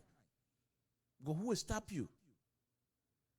The only thing that's stopping you from stealing from us is your integrity. It's your ability to be normal. That's the only thing stopping you from stealing from us. But you can, if you want to right now, you can call any of those banks and say, I want this amount. Most likely they'll send it to you. Who will say no to you? But your integrity will not allow that. And that's good. Expand on our integrity by sharing. I got nothing to hide. Yeah, my hand, it clean. Yeah, my assets that I had before coming into the government. And once you do that, everyone will follow. One last thing that I will hope this new year that you and your government would do. In as much as you're doing role, because people are suggesting for you people to do agriculture, to give money to people to do farming and things like that. It's good. But Dr. Wiao, if you get the role where you will go sell a farm rice them from, tell me, in the countryside, they're not connected. How are they going to transport the products from one village to another to the market to go sell? You can only sell what you can carry on your head, and how much can you carry on your head to go sell? So while you guys are planning to invest into agriculture, it should be hand in hand along with the role. I'll tell you what. If you guys need help, contact me. I will help. Hey, I need pay. I'm going to say pay me. But you ain't get money to pay me. So it's not about paying that I'm concerned with. I too want to contribute. Not necessarily asking for money. Let me say that again. Let me say that again. But it's very important. Because the kinds of roads network that I have in mind is not necessarily being paved with asphalt or concrete. You can build a durable road. You can build it cheap and still be able to maintain the traffic that you're going to need. But you can't concentrate on farm alone. Way in Lofa. And the Lofa people, you know how they love making farm business. That one part, they will be thankful to you. Because that's what they do anyway. They're good farmers. And they used to feed Liberia, to be honest with you. So, but how are they going to now bring rice and things to Monrovia when they don't even have a decent role? How are they going to get their product to market so they can make money and try to reinvest into the farming business? Those are the things. If you're going to concentrate on the agriculture side of things in Liberia, which is good, Firestone and laying off people, where are you going to put them? You're going to try to convince them to go into farming. But in order for them to be convinced, getting themselves into farming, they must know that they're going to get something in return. How do they get their product to the market? This is the question. So you have to do something like a bubble, like architecture do when they're ready to do a building. They do what they call bubble. Okay, they room here, that room there. Okay, their kitchen going to be, okay, stuff like that. Okay, this area, we can do a serious farming here. But how do we get food from here to go sell in the market? So once you identify those areas, you can put the road down. And the road does not necessarily have to be paved. You have good soil in our country. Serious compaction. And even if you want to be civilized, which you are, you can do chip and seal. Chip and seal doesn't necessarily have to be done on asphalt anyway. You can have chip and seal on dirt. As long as the dirt is compacted, genuinely compacted to 95% practice. And we can achieve 95% practice in Liberia. There's no question. The soil we have, even if the soil will not allow us to have that, we can manipulate the soil and be able to get 95% practice. That is your main problems in our country. Because if you have a soil that is compacted, the erosion issue will be solved a little bit.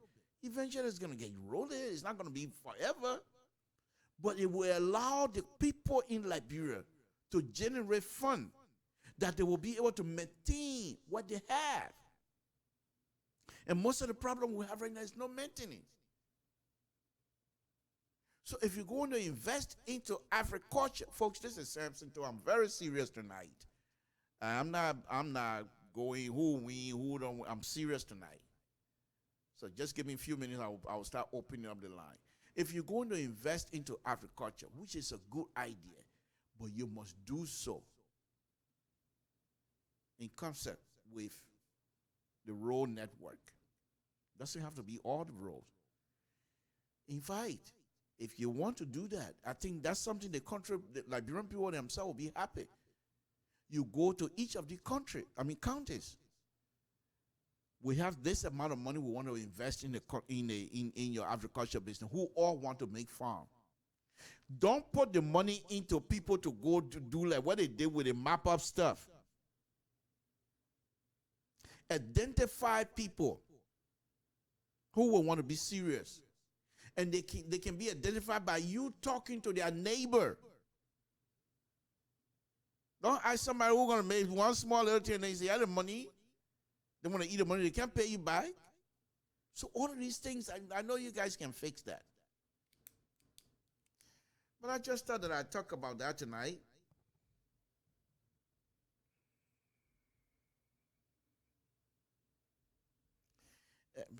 You're trying to save me, man. But anyway, I just thought that I'd put this thing here tonight. I'm not Dr. I'm not too sure if you're even listening anyway. Well, folks, this is Sam Cinto, Labron Pablito. Let me play this music a little bit more, then I'll open the line, and then we can get out of here. It's Wednesday afternoon, but on a very serious note, these things, only us, Liberian, can fix this.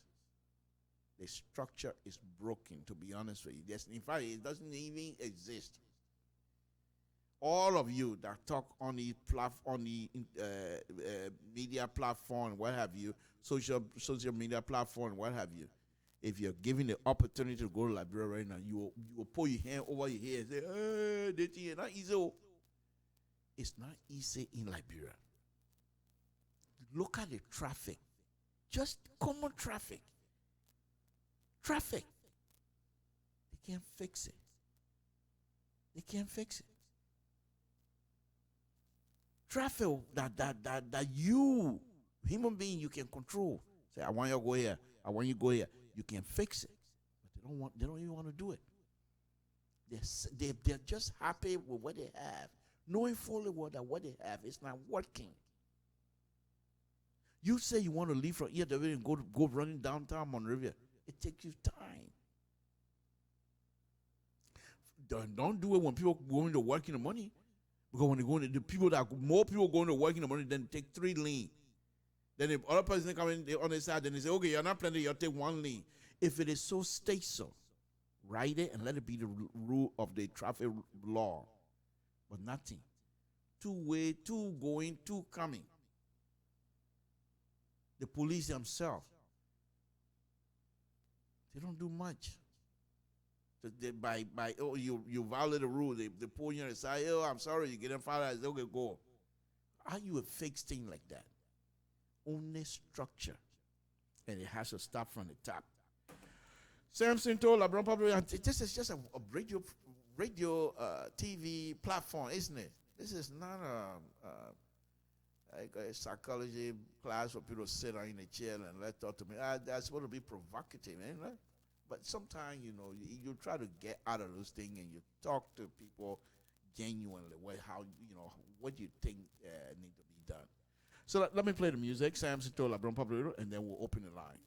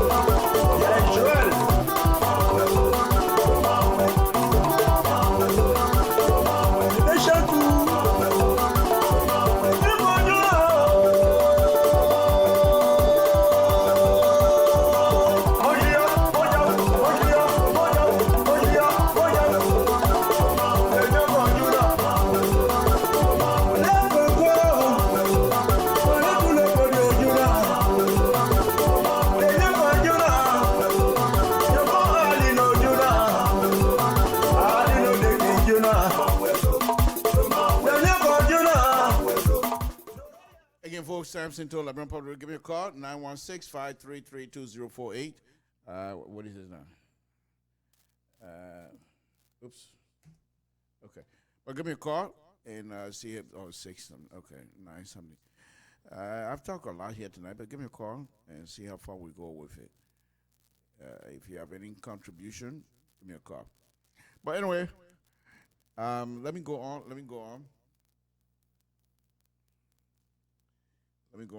I have another. Well, that was the main topic here tonight, to be honest with you, is the fact that all of us, we just sit down and talk, oh, this is corrupt. This behavior is corrupt. One of the things that I truly, truly believe, and I'm only going to be here for about 15 more minutes and I'll be out of here. One of the things that I truly, truly believe, they have what they call a code of conduct. For me, it's like a supplement to the Constitution. If there's something to what you know what you're talking about. I just want to say that. The code of conduct, and I've always believed that, if we truly, truly hold our code of conduct, hold it up and respect that and try to obey that, we would do so much good in our country. It'll be unbelievable. Okay? It'll be unbelievable. Because it states all the ill of our society. It lays them out. You see, one thing I like about Liberian people, Liberian men, you know how to lie too much. You know? And the PhDO, the WDO, they don't know how to lie much. All you need to do is just push them a little bit. They're ready to vomit everything. So the code of conduct, if you look at it, all of our corrupt behavior are listed in our code of conduct. Don't employ your family member, it's listed. Don't take things that don't belong to you, it's listed. Everything that you can think about. Don't stand and say, you know who I am, that kind of thing. Everything in there. So, but the code of conduct, on a very serious note, that's a document that if we respect and obey, it will go a long way for all of us. But the people that brought the code of conduct to us, of course, they have their sons, God's sons, and other people, goddaughter, and everybody was being employed. Yeah, Liberia, we got a long way to go, my people. We always say, do what I say, but don't do what I do. You know? And for me, that's not right. That's not right.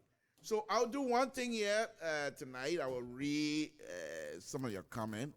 And let me see some interesting comments. Julia was in Go Prezo. Top Felix, wow, this Liberia pastime. Julia was in good life, man. Go Prezo. Angie Lavila, Van Bolomas. My kind of music. And Nathaniel Washington, of course. Chair the boss can really shake it. Okay. Watching. That's right. Watching. Lucy K is watching, of course. Madam K, good evening to you as well. Thank you. So true, my dear. Of course, that's all we try to do here. What are you trying to say? I don't know. Let God bless you for speaking the truth. Thank you. We appreciate your prayer. Watching. My brother, thank you so much for being very objective in your deliberation of June 6th. Of course. Thank you. After the cooking, are they cooking it in front of the Capitol building? They want to make Capitol building Lapa Bido. Roasted fish, brother. Yeah. Baba is watching as well. Thank you, guys. We appreciate it. You're right. New York City is in town. Thank you. Welcome, New York City. That's the. Did I say LPA? Yeah, that's the name. LPA. What's LPA, folks? LPA mean something power of attorney. Is that Liberia power of attorney? I don't know, but something. It's been a long LPA. Yes, okay. LPA, limited power. Thank you. Folks, you're killing me. Folks, I tell you, but these things are true. I'm not making them up. Yeah, the guy goes and says, limited power of attorney. Why do I have to have a limited power? But that's a true story. Are you making U.S. or Liberian dollar? Those days, I was U.S. dollar, $100 on U.S. dollars. Yeah, U.S. dollar. Liberian dollar didn't come to play until after 86. It was always U.S. dollars. LPA stole in government, goes, yell. They used to do that. Those ministers, that's true. They used to go and put people on LPA that don't even exist And they get Liberian. What? Yeah. What the crocodile business, the crocodile business in Liberia, not just one person, it just start just now. People been stealing in our country for a long time. They put people's name on a payroll that don't even exist. And another thing they used to do, they would get books. Government here or government other places would send books to Liberia for students. And some of these books would end up on Benson Street. People selling books. Man, that country, we got a long way to go. We got a long way to go. All the loaded, stole, enriched, ghost check. Yeah, you're right. You're right. The story is correct. The story is correct. MPC on the bypass are those guys. They want, yeah, I don't know them. 6 years, not 12 years, please. You don't know that. You don't know that. In Liberia, there are too many chiefs and not enough Indians. Yeah, I'm one of those. Like I said, I'm the stupid one. I don't mind. I would like for a lot of people to come on my side and be the stupid one. And let y'all be the smart people. Y'all be the smart people. We'll follow y'all. And we'll do well. And Bill Martian, that's the hard truth. So true, he says. That's E. Mark and, okay, Alex Shah. Above all, your country should come first. All country over everything else. Mr. To, you are right. So, yeah, I know. Liberians love your president. We are. The reason people are turning to COP or anyone that is talking is because you not talking. Lead right, and the nation will fight. That's what I tell you, President. We had that. Oh, I say, we're all here. When you're being elected, come here. We'll follow you. Lead. Don't let the people they see. Look at the little thing that happened with the COP and the demonstration. They're not calling any of the people Neo that Dr. We are government, President. We are government. In fact, the international community, I got some video here which I'm not going to play. They're making reference to your. The first they call your name, then they say people, Liberian people are tired under the corrupt regime of Dr. We. They don't call you Dr. We. I say President We are. Okay, why is that? Can they come out and show for real that Dr. We are is corrupt? Anyway, I'll leave that one. All right. In a sense, presidency do not change you, but okay, Alice Bravo wrote that. But bring out who you truly are. Well, then I like to be president because I'll be the stupid one. I'll be a stupid president. It's part of the truth. It's part of the truth. But corruption has so many steps. Public figure needs to uphold law, regulation of existing public policy that has adopted before CDC. Yeah, I agree. That's exactly what we're saying. But rest of the people to follow. All these things you guys are saying here, don't look now, but you're building structure. Everything that I'm reading right now, don't look, but you're building the structure. This is how the structure, government structure, government structure. That's how it's built. Because these policy, the people, you got smart people. Liberians are very smart. Very smart. But when they put these policies together, nobody obeys them. Then the structure start crumbling. Okay. Well, it's watching. Okay. If this president were leader enough, by now the IG of the Liberian National Police is okay. They gonna decide that one. All right. Any government without without critic or that hate criticism will not make progress. Okay. That's true. President Prince Double is watching. We say, thank you, Mr. President. But give me a call now, Prince. Prince Double, give me a call. And disagree with me, man. Hello, Mr. Toe. Watching from Spain. Ooh, you mean watching from Spain. Watching from Spain. So sad. We cry for Liberia every day. Yeah.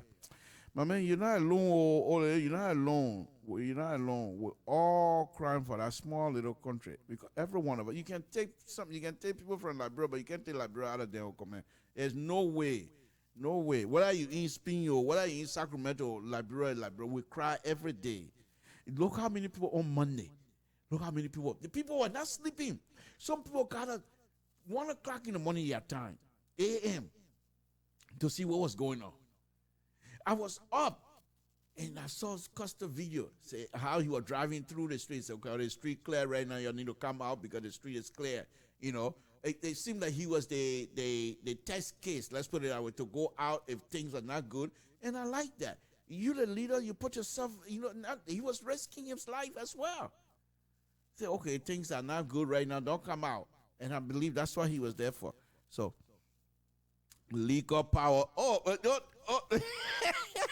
LPA, a different name, you know. Legal power of attorney. Like bro, pay after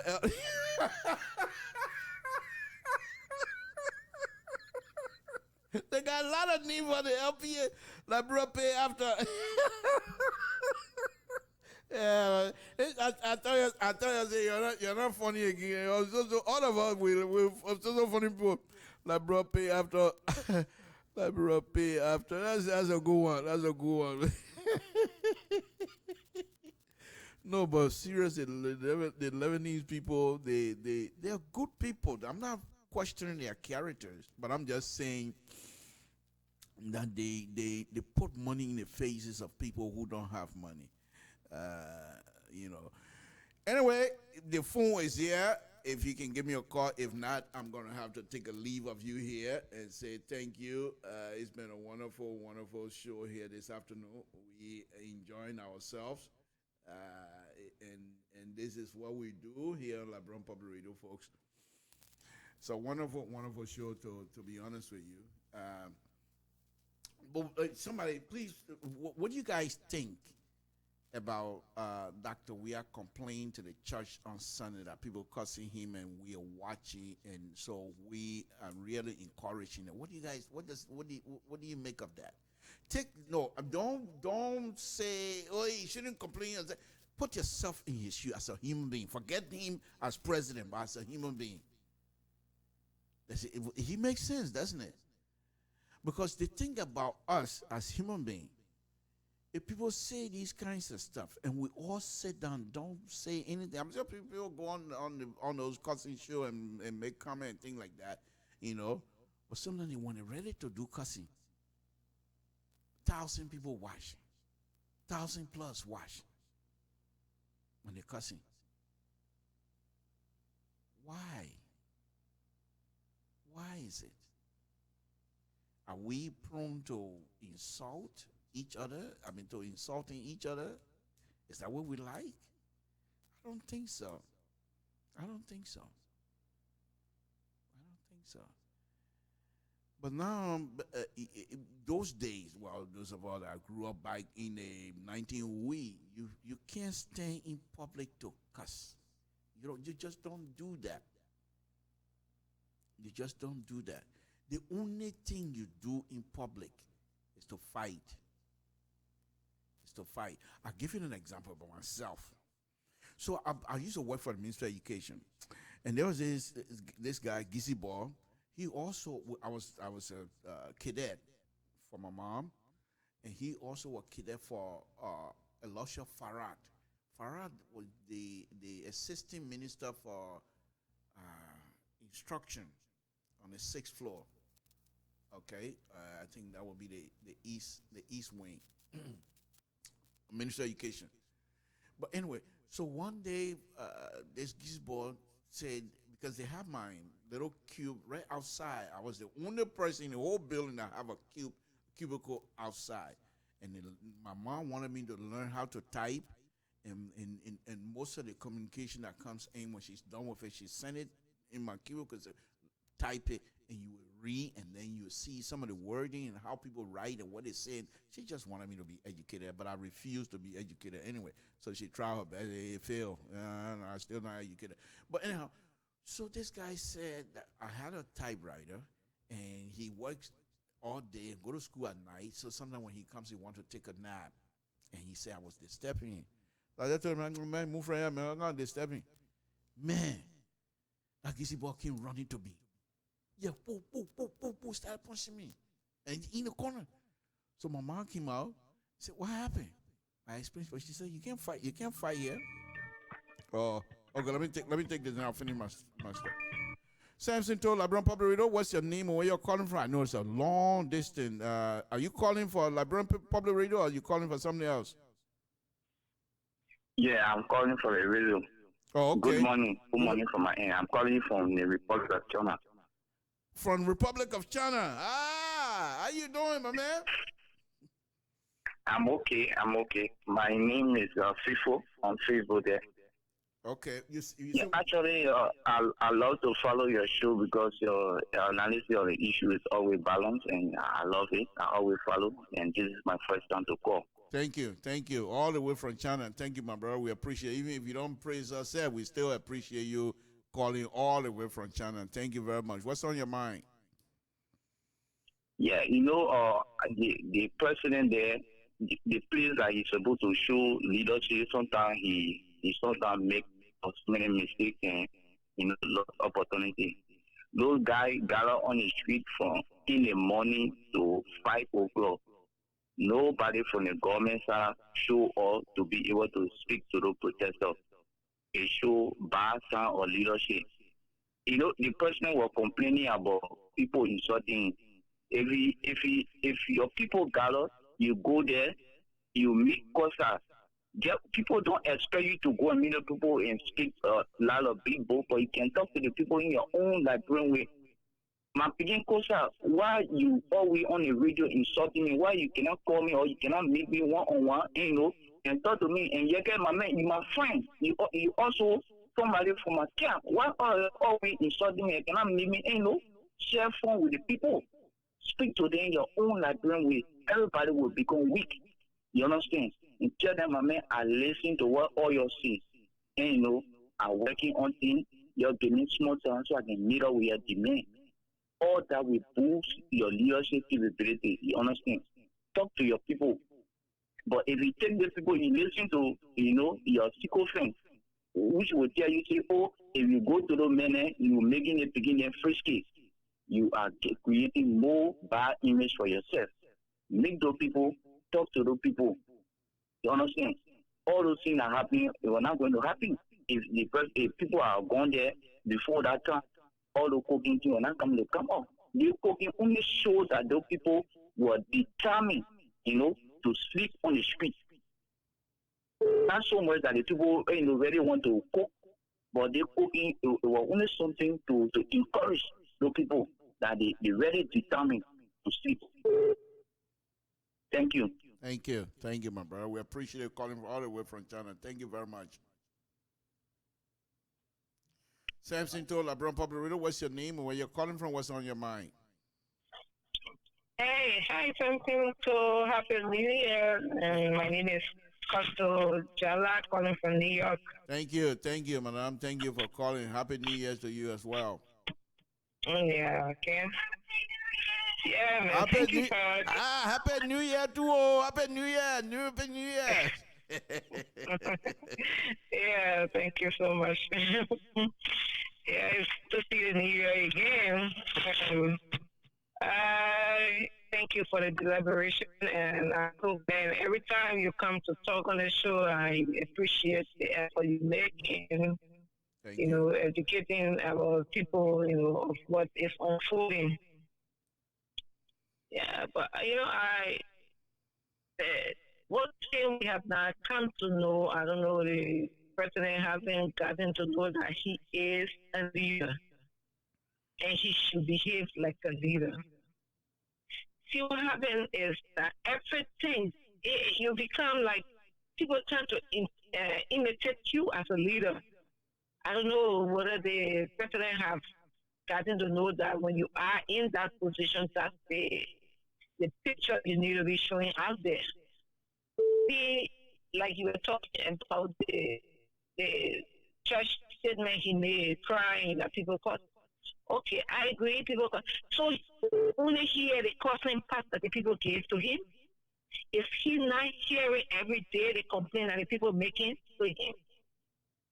So it's so sad that I'm only hearing the insult side.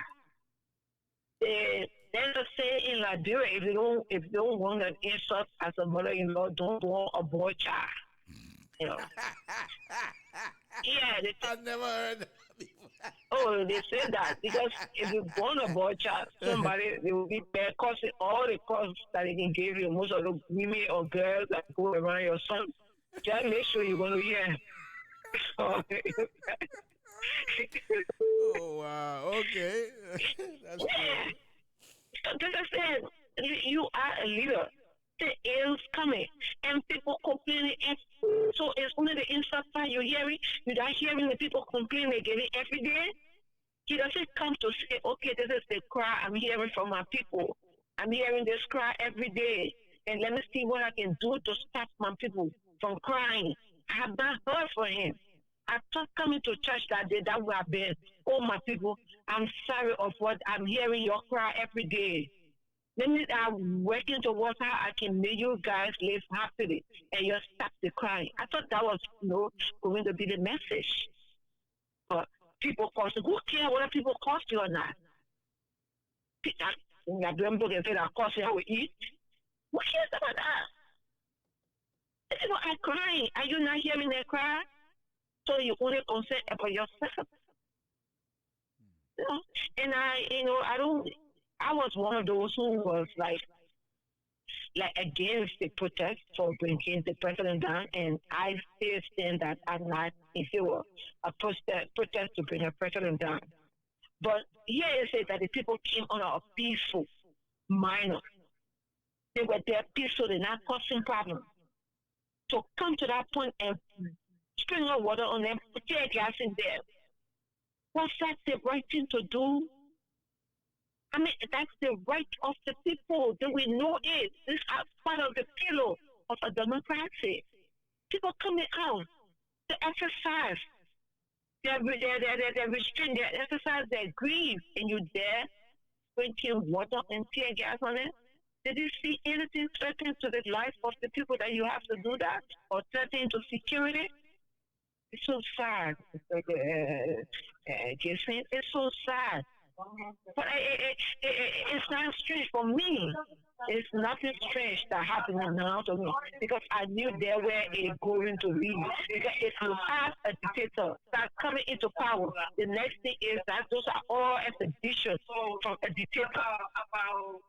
Okay. And yes, it's so sad. I'm telling you, it's every day. And I was one of those that did not sleep, looking at the time, comparing the time of the time it is the incident was unfolding, the protest was going on. I did not sleep the whole night. I'm following the event. Every one of two, I mean, from start to end. If you want me to narrate it, I can narrate it. No, that's okay. That's okay. Thank you. Thank you. So this is how well we follow the event. Yes. Yes. You hear everything. You don't come to say, okay, my people are hearing your cry, but you only come to cry, people causing me. Okay.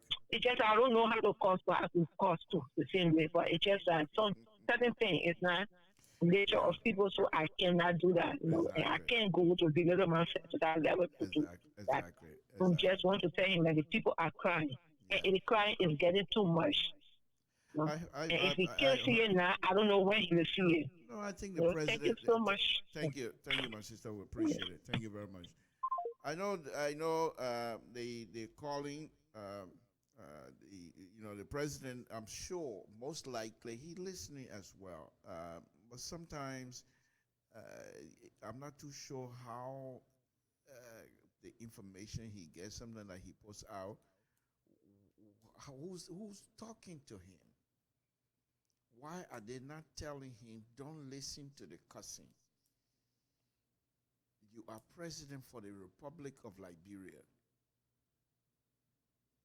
And there will be stupid people that Samson told them, even though I don't cuss, but there will be other stupid people that Samson told them that will say all kind of junk. Don't listen to you, do your work. Samson told Liberian Public Radio, what's your name, where you're calling from, what's on your mind? How are you, Mr. Otto? My name is Rebecca. I'm calling from North Dakota. Thank you. Thank you this afternoon for this show. Yes, sir. What I want to say to Joia is that that's the thing that comes with a leadership package. May I ask you to please call him president?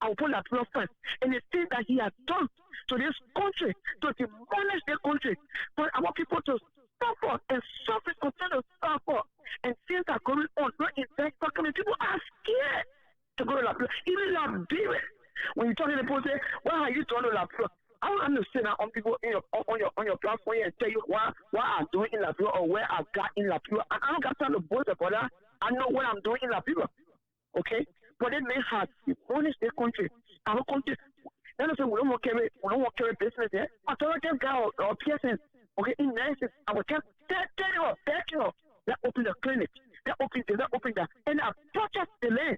All that. When all the kids are having the mom, you know the American Germany, I'm not going over there. If you don't, I'm just say everything to discourage them. I didn't even go.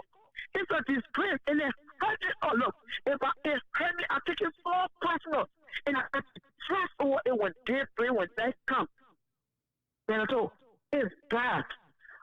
We don't want him to pack up and leave. But he should just listen. Get the right advisor. Get the right people around him. We will all go and work with him. For the people that are around him, that he thinks that doing the right thing, telling him the right thing, they are not giving him good advice. And I don't know what it would take for the men to hear or listen. And he has proven to us that he would not listen. He don't care about what we think, what we feel, whatever. All we ask is that because we continue giving him chances. You're giving him a chance. We protest. They're still getting chances. We put everything. They may not doing nothing to continue to carry the country back up. But that's all. 2 years. How many more years? 6 more years. What Liberia will be? I'm tired. Every day full rain. And not eat so. You tell us something. And not eat so. And all the weather is food. That's why you get simply pay my rent. It's smart. And we have and food expensive. It's crazy. It's the best. It's hard. It break it all down. Like in America, we break it into pieces. But at all, this is not right. That's all I want to say. I didn't want to cry on your show right now, but it's hurting me. It's hurting us here, and you know that. But at all, but thank you so much for giving me the chance and the opportunity to say the few words. Thank you. I appreciate it. Thank you, my Yes, sir. Folks, what do you say? What do you say? Even if you don't agree, what do you say to somebody who, in pain, you can tell from the voice? What exactly would they gain by expressing such a pain? Nothing except for the love of the country. All we're going to have to continue to do is to provide this type of platform where people will come to express themselves, and we will try our best to be respectful to the leadership of Liberia. But there are people that are talking, and the thing about it is that Liberian diaspora also provide revenue services in Liberia. They send money back. The remittance is about 20 to 25% of the GDP. I mean, what so even though they might not have the voting right, but I'm sure they have the right to express themselves as well. So I'm not too sure why is it that the president is not. I don't know. I just don't know, because these are kinds of stuff that people, if he continues like this here, if he's not careful, he's going to be one-timer. Because I truly believe that he doesn't need Vice President Taylor or anybody else to win. He's very popular. And they for me, and I've stated that before, the people are not using the popularity to his advantage. They're misusing the popularity. They allow him to go to churches and make the statement of the kinds of which he made the other day. I think people who are connected to this president are not doing him a favor. But then again, it's easy to say here and say that. So maybe he's doing it, doing it by himself. Nobody is telling him or anything else. Okay? But folks, we're just going to have to pray for each other. After this lady just got through speaking, the best you can do is to offer a sincere prayer for her and the many, many, many Liberians all over the world that feel like that. Because I too benefited immensely from Dr. Weah's soccer days playing football as a Liberian, because I used to coach football. I was going to school. I don't have money. I broke, but I was going to school. So I used to coach football, and then the people were paying me. But one of the things they did for me was because at that time, Dr. Weah was popular. He was in Canton newspaper all the time, even though he was playing in Italy. But they find out that I'm from Liberia and I'm coaching football. So the question is, do you know him? No, I don't know him, but I know of him. Okay? And sometimes the people bring Pusawa. True story. When each children come to practice, they bring box. Because once they find out, because when I used to talk about story from Liberia, I talk about rice a lot. So the children used to bring Pusawa for me. Eh? Then they pay me too. I eat and still get paid. But the point here is this. This man has always been popular. But his popularity, they're not harnessing that popularity that Liberian, the love Liberian have for him.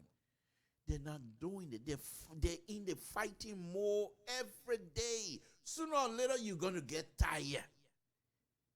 You can't come with a warrior face every day. Even my uncle, that used to be a great warrior in one place. When you go on the farm with him, man, you will run. You don't walk. He's only walking like running. So you small boy, you following him, you will run all day. And when you go on the farm, you talk to the man. He can't even wash it. He never used to wash his face. Because of that, he said they told him not to live in the same village with more than 20 people, because he was a warrior. So he always have his own somewhere. Okay? So you can't be in a warrior mode all the time. You have to calm down so we can meet. Ah, yes. Anyway, folks, Samson told LeBron Public Radio. It's been a wonderful, wonderful evening.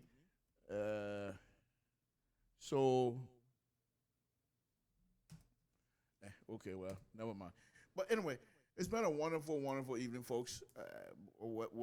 Before I take leave of you, those of you that are still watching, because I can't see anymore because but I have to, before I take a leave, I have to see. I can't just get up like that. That doesn't make no sense. So give me a few minutes here, a few seconds. I can't even spell my name. I call myself somebody who know how to learn. Look at the one. Oh, that sounds simple. Come on. How you do this kind of thing? But I tell you, you need to go back to Total. You need to go back to Total. You can't be in America behaving like somebody just coming from one place. Jesus, here we go. All right. Folks, it's been a long day, Wednesday afternoon. I want to say one or two things here before I close, but let me do this. Let me do this before I close. What's going on? You know, this is something told LPR. You know why I'm talking like that means I'm in trouble. Here we go. Okay, here it comes. Okay, folks. Before I leave, many of you on right now, there's a lot of numbers of people. Liberia, for all of us, President Weah is our president. So sometimes when people call here, I know the emotion. These are not easy subjects. These are serious, serious issues. I don't expect you to come here and I tell you to put the emotion aside. No, because this is what it is. It's an emotional subject. So if I say divorce yourself from the emotion, then I'm not being sincere either. So when you call, when I say, I try to say, let's call him president, even though it's a very serious matter, but I want also to understand this. He's our president. The lady spoke a few minutes ago that when she goes out and she talk about Dr. Weah, she gets embarrassed. So this just that. If Dr. Weir fails, we all fail. Apparently, there are people with him that don't understand that concept. And that's the one that is giving us a hard time. People who refuse to understand that we're all in this boat together. Even the COP, their criticism is not to tear you out and say you're no longer president. No. You heard the man that called from China, the young man that called from China. You heard what he said. All he has to do is go on and crack joke with these people. What are they going to do to you? Nothing. You go over there, oh, y'all come bring cold pie for all the cold. Okay, let me, y'all give me some of the bread. Let me roast the tea. The people start laughing. You're feeling diffusing the situation. You go over there, oh, that infrared marshal, y'all coming cold? Okay. Security. Mr. President, they said, no. Wait. Why are you cooking? Oh, that bread, sausage here. Give it to me. Oh, let me fry a small set. You turn it around. You give me the thing. You start fanning the thing there. The people taking your picture. The people videotaping you. Fanning the protester fire. You know what that uptake is? You know what that process is? You know what that process is? Anyway, let me get out of here, folks. The wife is kicking me out already. No, I'm just kidding. Let me get out of here. It's been a wonderful, wonderful afternoon. We say thanks to all of you. It's been a wonderful thing. And all I ask is that we be respectful to each other. And most importantly, let us pray for one another. Let us pray for one another. And let us pray also for the country. Don't forget, we tried this before. It didn't work. During the war, most of you were successful going outside of Liberia, going to other countries. They didn't welcome you totally. You didn't fit in the people's society because you're not of them. You came back to Liberia, you fit right in there, just a hand in gloves, because that is your country, Liberia. Even you spend 500 years outside of Liberia, you get in that small little dusty town, Moria, you feel fit because it's your country. That is the only country we have. Folks, let us pray for one another. Let me take this call, and that will be my last call. So there's Samson to LeBron Public Radio. What's your name? Where you're calling from? You will be my last caller, please. Go ahead. My name is Nathan N. Cohen, calling from New Jersey. Yeah, go ahead. I just want to reiterate what you just said. Look, this person, just like you said, this person, he should have made a fun of that whole protest. Show up, just like you said. In fact, the people cooking, there's no law that says you can't cook on the street. People cook on the sidewalk all the time. You know, to make it more funny, no, even if they're fasters, they don't eat among them. Go there, oh man, okay, what are you saying? All right, me, let's cook, but me, I want to what if I want to cook? That's how you do it. And the guy, look, to be frank, the guy is man sitting on a high horse, a horse that has no balance. The guy is man trapped in a bubble. He only hears the voices of people that believe in him, that no outside voice is legitimate in his ear. This president, he set himself up for destruction. For people that will vote for him at the end of the day. Look, there's a man named Emmanuel Buya. He's still alive, and thank God he's in Liberia. When I was a child or teenager, he said, I'm going to Africa for the peace conference, I'll come back. I want to ceremony, I'll come back. He went to ceremony, he didn't come back. After he was vice president was in Liberia, he ran away. And there were a lot of them like that.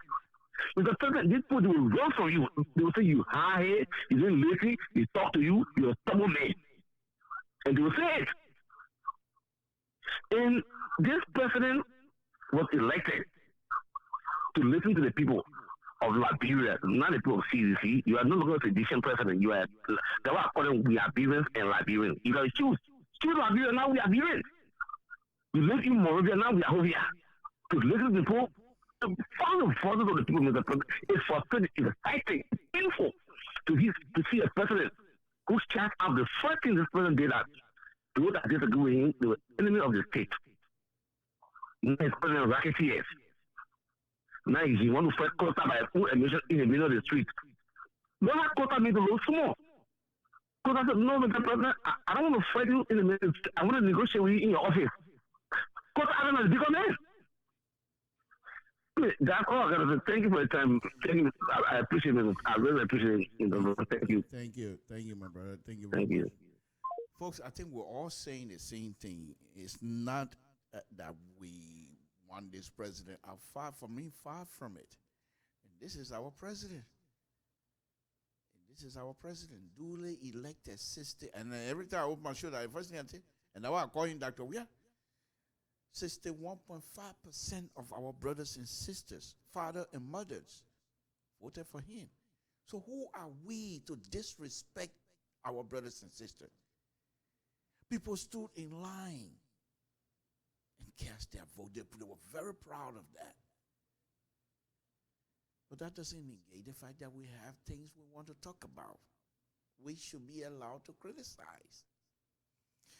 Anyway, I hope that the president this year perhaps will listen to other voices as well, not just people who are in a circle. Because in a circle, the reason why they call them in a circle, they sing the same song. CDC, we are the mighty. CDC, we don't get tired. Am I singing it wrong? Who knows? They were not even if I want to join CDC, the first thing they will ask me, can you sing the song? I say, yeah, they say sing it. CDC, we are mighty, we not get tired. CDC, we say, get out of here, you know. What kind of we're mighty, we don't get tired. I don't know what they say. But anyway, I just folks, I just want to make some fun out of it. But anyhow, thank you guys. We appreciate it. Let's meet again Friday. Tomorrow tune into Mr. Social, where he, as usual, he doesn't fool around. He doesn't pull punches. He's a conservative. I'm a liberal. And so liberal, we let people to express themselves freely. Conservative, yeah, they do too. But then they see what conservative doing to us here in America. You see, Mitch McConnell and they, I don't want to call his name before he deport me.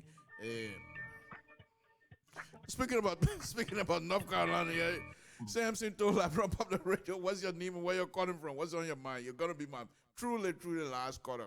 Go ahead. So, my name is Edwin Fokoto, and I'm calling from Fargo, North Dakota. Okay, thank you for calling. What's on your mind, sir? I just came to the show and I listened to the last call, but I just have a few things to say.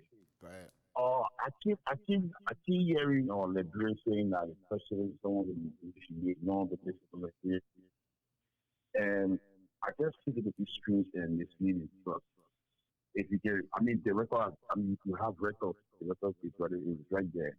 The president after the election, he went to various opposition to speak to them and he asked them for help. One would be President Walker.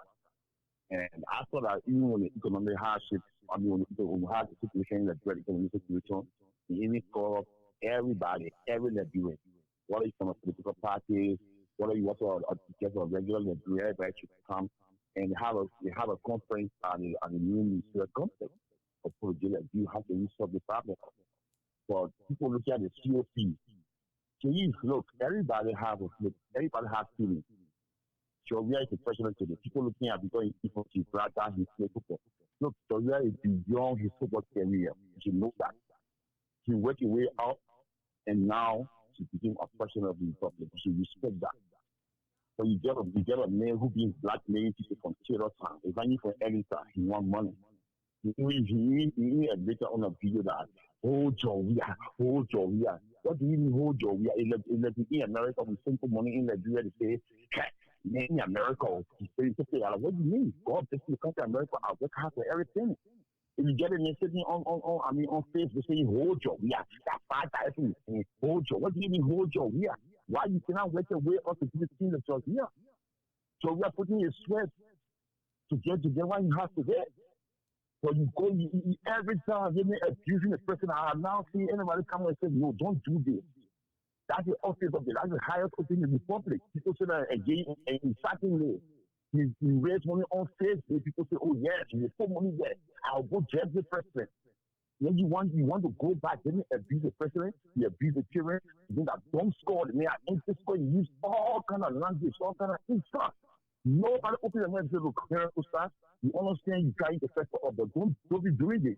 Why if another president come on, you think you don't have to do that in doing time, you start eating the same way after period here? It's not right. But people don't want to talk about that. Now he came and he's going to Georgia or we are. People give him that money. People put money in the GoFundMe machine. When he came to talk to the going to do a safety. Time for the protest, they were all ahead of one. The police used to I got the water on it and the tear gas were running the energy ground fire. And what I want to say to you that when you come to America, people are dissatisfied why you did. You'll be arrested because when during the during the 80 of the 70 when the police went to Liberia, if you're America to go a door, he went arrested though, although you were fool enough to do for him and you lose do arrest him. When the police said we're going to get rid of door, get rid of door. He said he's going to go Joshua, we are. And the people that know in the go for me, and now he went to that for the people. He need to shoot water counter and he started running away. So when he comes back, the people need a reform. The people need a reform. He went the first I mean, the democratic protest in our home, in our even he went, they want to take the food and give it to orphanage homes. And then they say he wanted reform. And people say, well, why will you eat charity? Will you get a homeless food in California and come back to the government and say, I want to I see homeless people. Is this why you can say you don't want to discuss anything about every time you Joe, we are in the government to be a community government. The teachers, we are doing that. What's the way is this for money trying for the sun? For everybody getting 15 million. I just go and read a full report. It's right there. But is that I think they say they hate this too much. You see, too much. I tell you, they are protesting or journalists doing the protest or senator doing the protest. People don't want to talk about this is wrong. That's the reason why you see saying be on African before. Yes, in that small filter, one bedroom office. It's not like that. It's a show. He's just been there for years. Stuff like this. After him, yeah, look at this guy who the president I call it this guy who the secretary of this man. I call this guy man. Patrick Horner. During my early days, Patrick Horner and the other guy, I call him Yadis and the two of them were working with disability station. And after my one election, I have my promoted Patrick Horner to be abusive. You see, and now the other friend, he's the press secretary for the Korean administration. So see much like that over there, he's just pushing it. He just put it back there. They don't can't talk organ and nonsense, and you pack it over. So we are my friend. The only thing next week, when they call me as a system, they need so judicial. You admit that the government is not a citizen government. Well, the hate is too much. People have to hate. You got to get rid of this thing. And all of us together and make sure we see our country a better place. So that's my input this evening, man. Thank you very much for having me on the show. Thank you, my brother. We appreciate it. Thank you very much. All right, thank you, brother. Again, Samson told our brother, folks, let me get out of here. I've been on here for quite a while now. So let me just go ahead. What I was saying, I was telling you guys something about what happened to me in Minister of Education. So let me end that story, then I can leave. So anyway, this gizzy guy started punching me, boo, boo, boo. So my mom came out, and when I say mom, she's not biological mom, but she's my mom. So I explained that. She said, okay, but you don't have to fight here. You want to fight him, you're gonna have to fight him because you can't let him do this to you. So you find out where he lives at, and you go after him, or you find out, but don't hurt anybody, just fight. I said, okay. So in the man, the gizzy boy said, oh, I go to school. I go to Barry School. BTC? San Jacinto Playground? Where I got brothers and sisters, friends all over. I grew up in BTC. There you go to school? I said, fine. So I'm playing. I rushed myself. I went there. So, but as soon as I got out of school, I went straight to the barracks. You know, my brother there over there. I told everybody, they all came around. Something and Gizzy Bog went for on the football field. I mean, right there in front of the school. So when he came, I got into it. I twisted around. I showed him a little bit of total something told. From that time, if we were around me again, the point that I was trying to make here is this. We all have the tendency in us to say, I'm better. Who are you? But if we all go with that kinds of stuff, all he had to do, instead of punching me, said, my man, I want sleep. Because the Ministry of Education, I didn't have a bedroom for you to say you want sleep. Then you tell me because I'm working, you want to punch you, you start punching me. If you hadn't done that, I wasn't going to whoop him. I give him a boop, total whooping. He never fool around with me again. The whole time we're in the ministry. I don't want to call Nina because the other person who saw the fight is here in America. I don't want to call his name. But you saw the fight. But anyway, let me just make this point, folks, on a very serious note. We're not fighting each other anymore. We got to work together. This is our country, Republic of Liberia. Tune in tomorrow for Mr. Soul. He will give you good show. And then we'll be back again Friday. Who knows? I might even want to play some more video, but I'm not going to do video much, anything anymore, because that's just enraging. Because if some of the video that I have you play, you'll be enraging people more and more. I don't need to do that. My job on this platform is to be the voice of reasoning. And that's why I come on late. I enjoy because I want to make sure by the time you come on and leave my show that perhaps you have a little peace of mind. We don't insult here. We try to settle things. This is a place we come to express ourselves. Please let us respect that. Samson told, I want to thank all of you again this evening to say good night to all of you. Please stay safe out there. Come back again on LIBERIA Public Radio, whether it be on Mr. Soul Show or my show. Come back, please, and let's have conversation. Stay safe, and let's do it again. Good night, folks. Samson told LIBERIA Public Radio.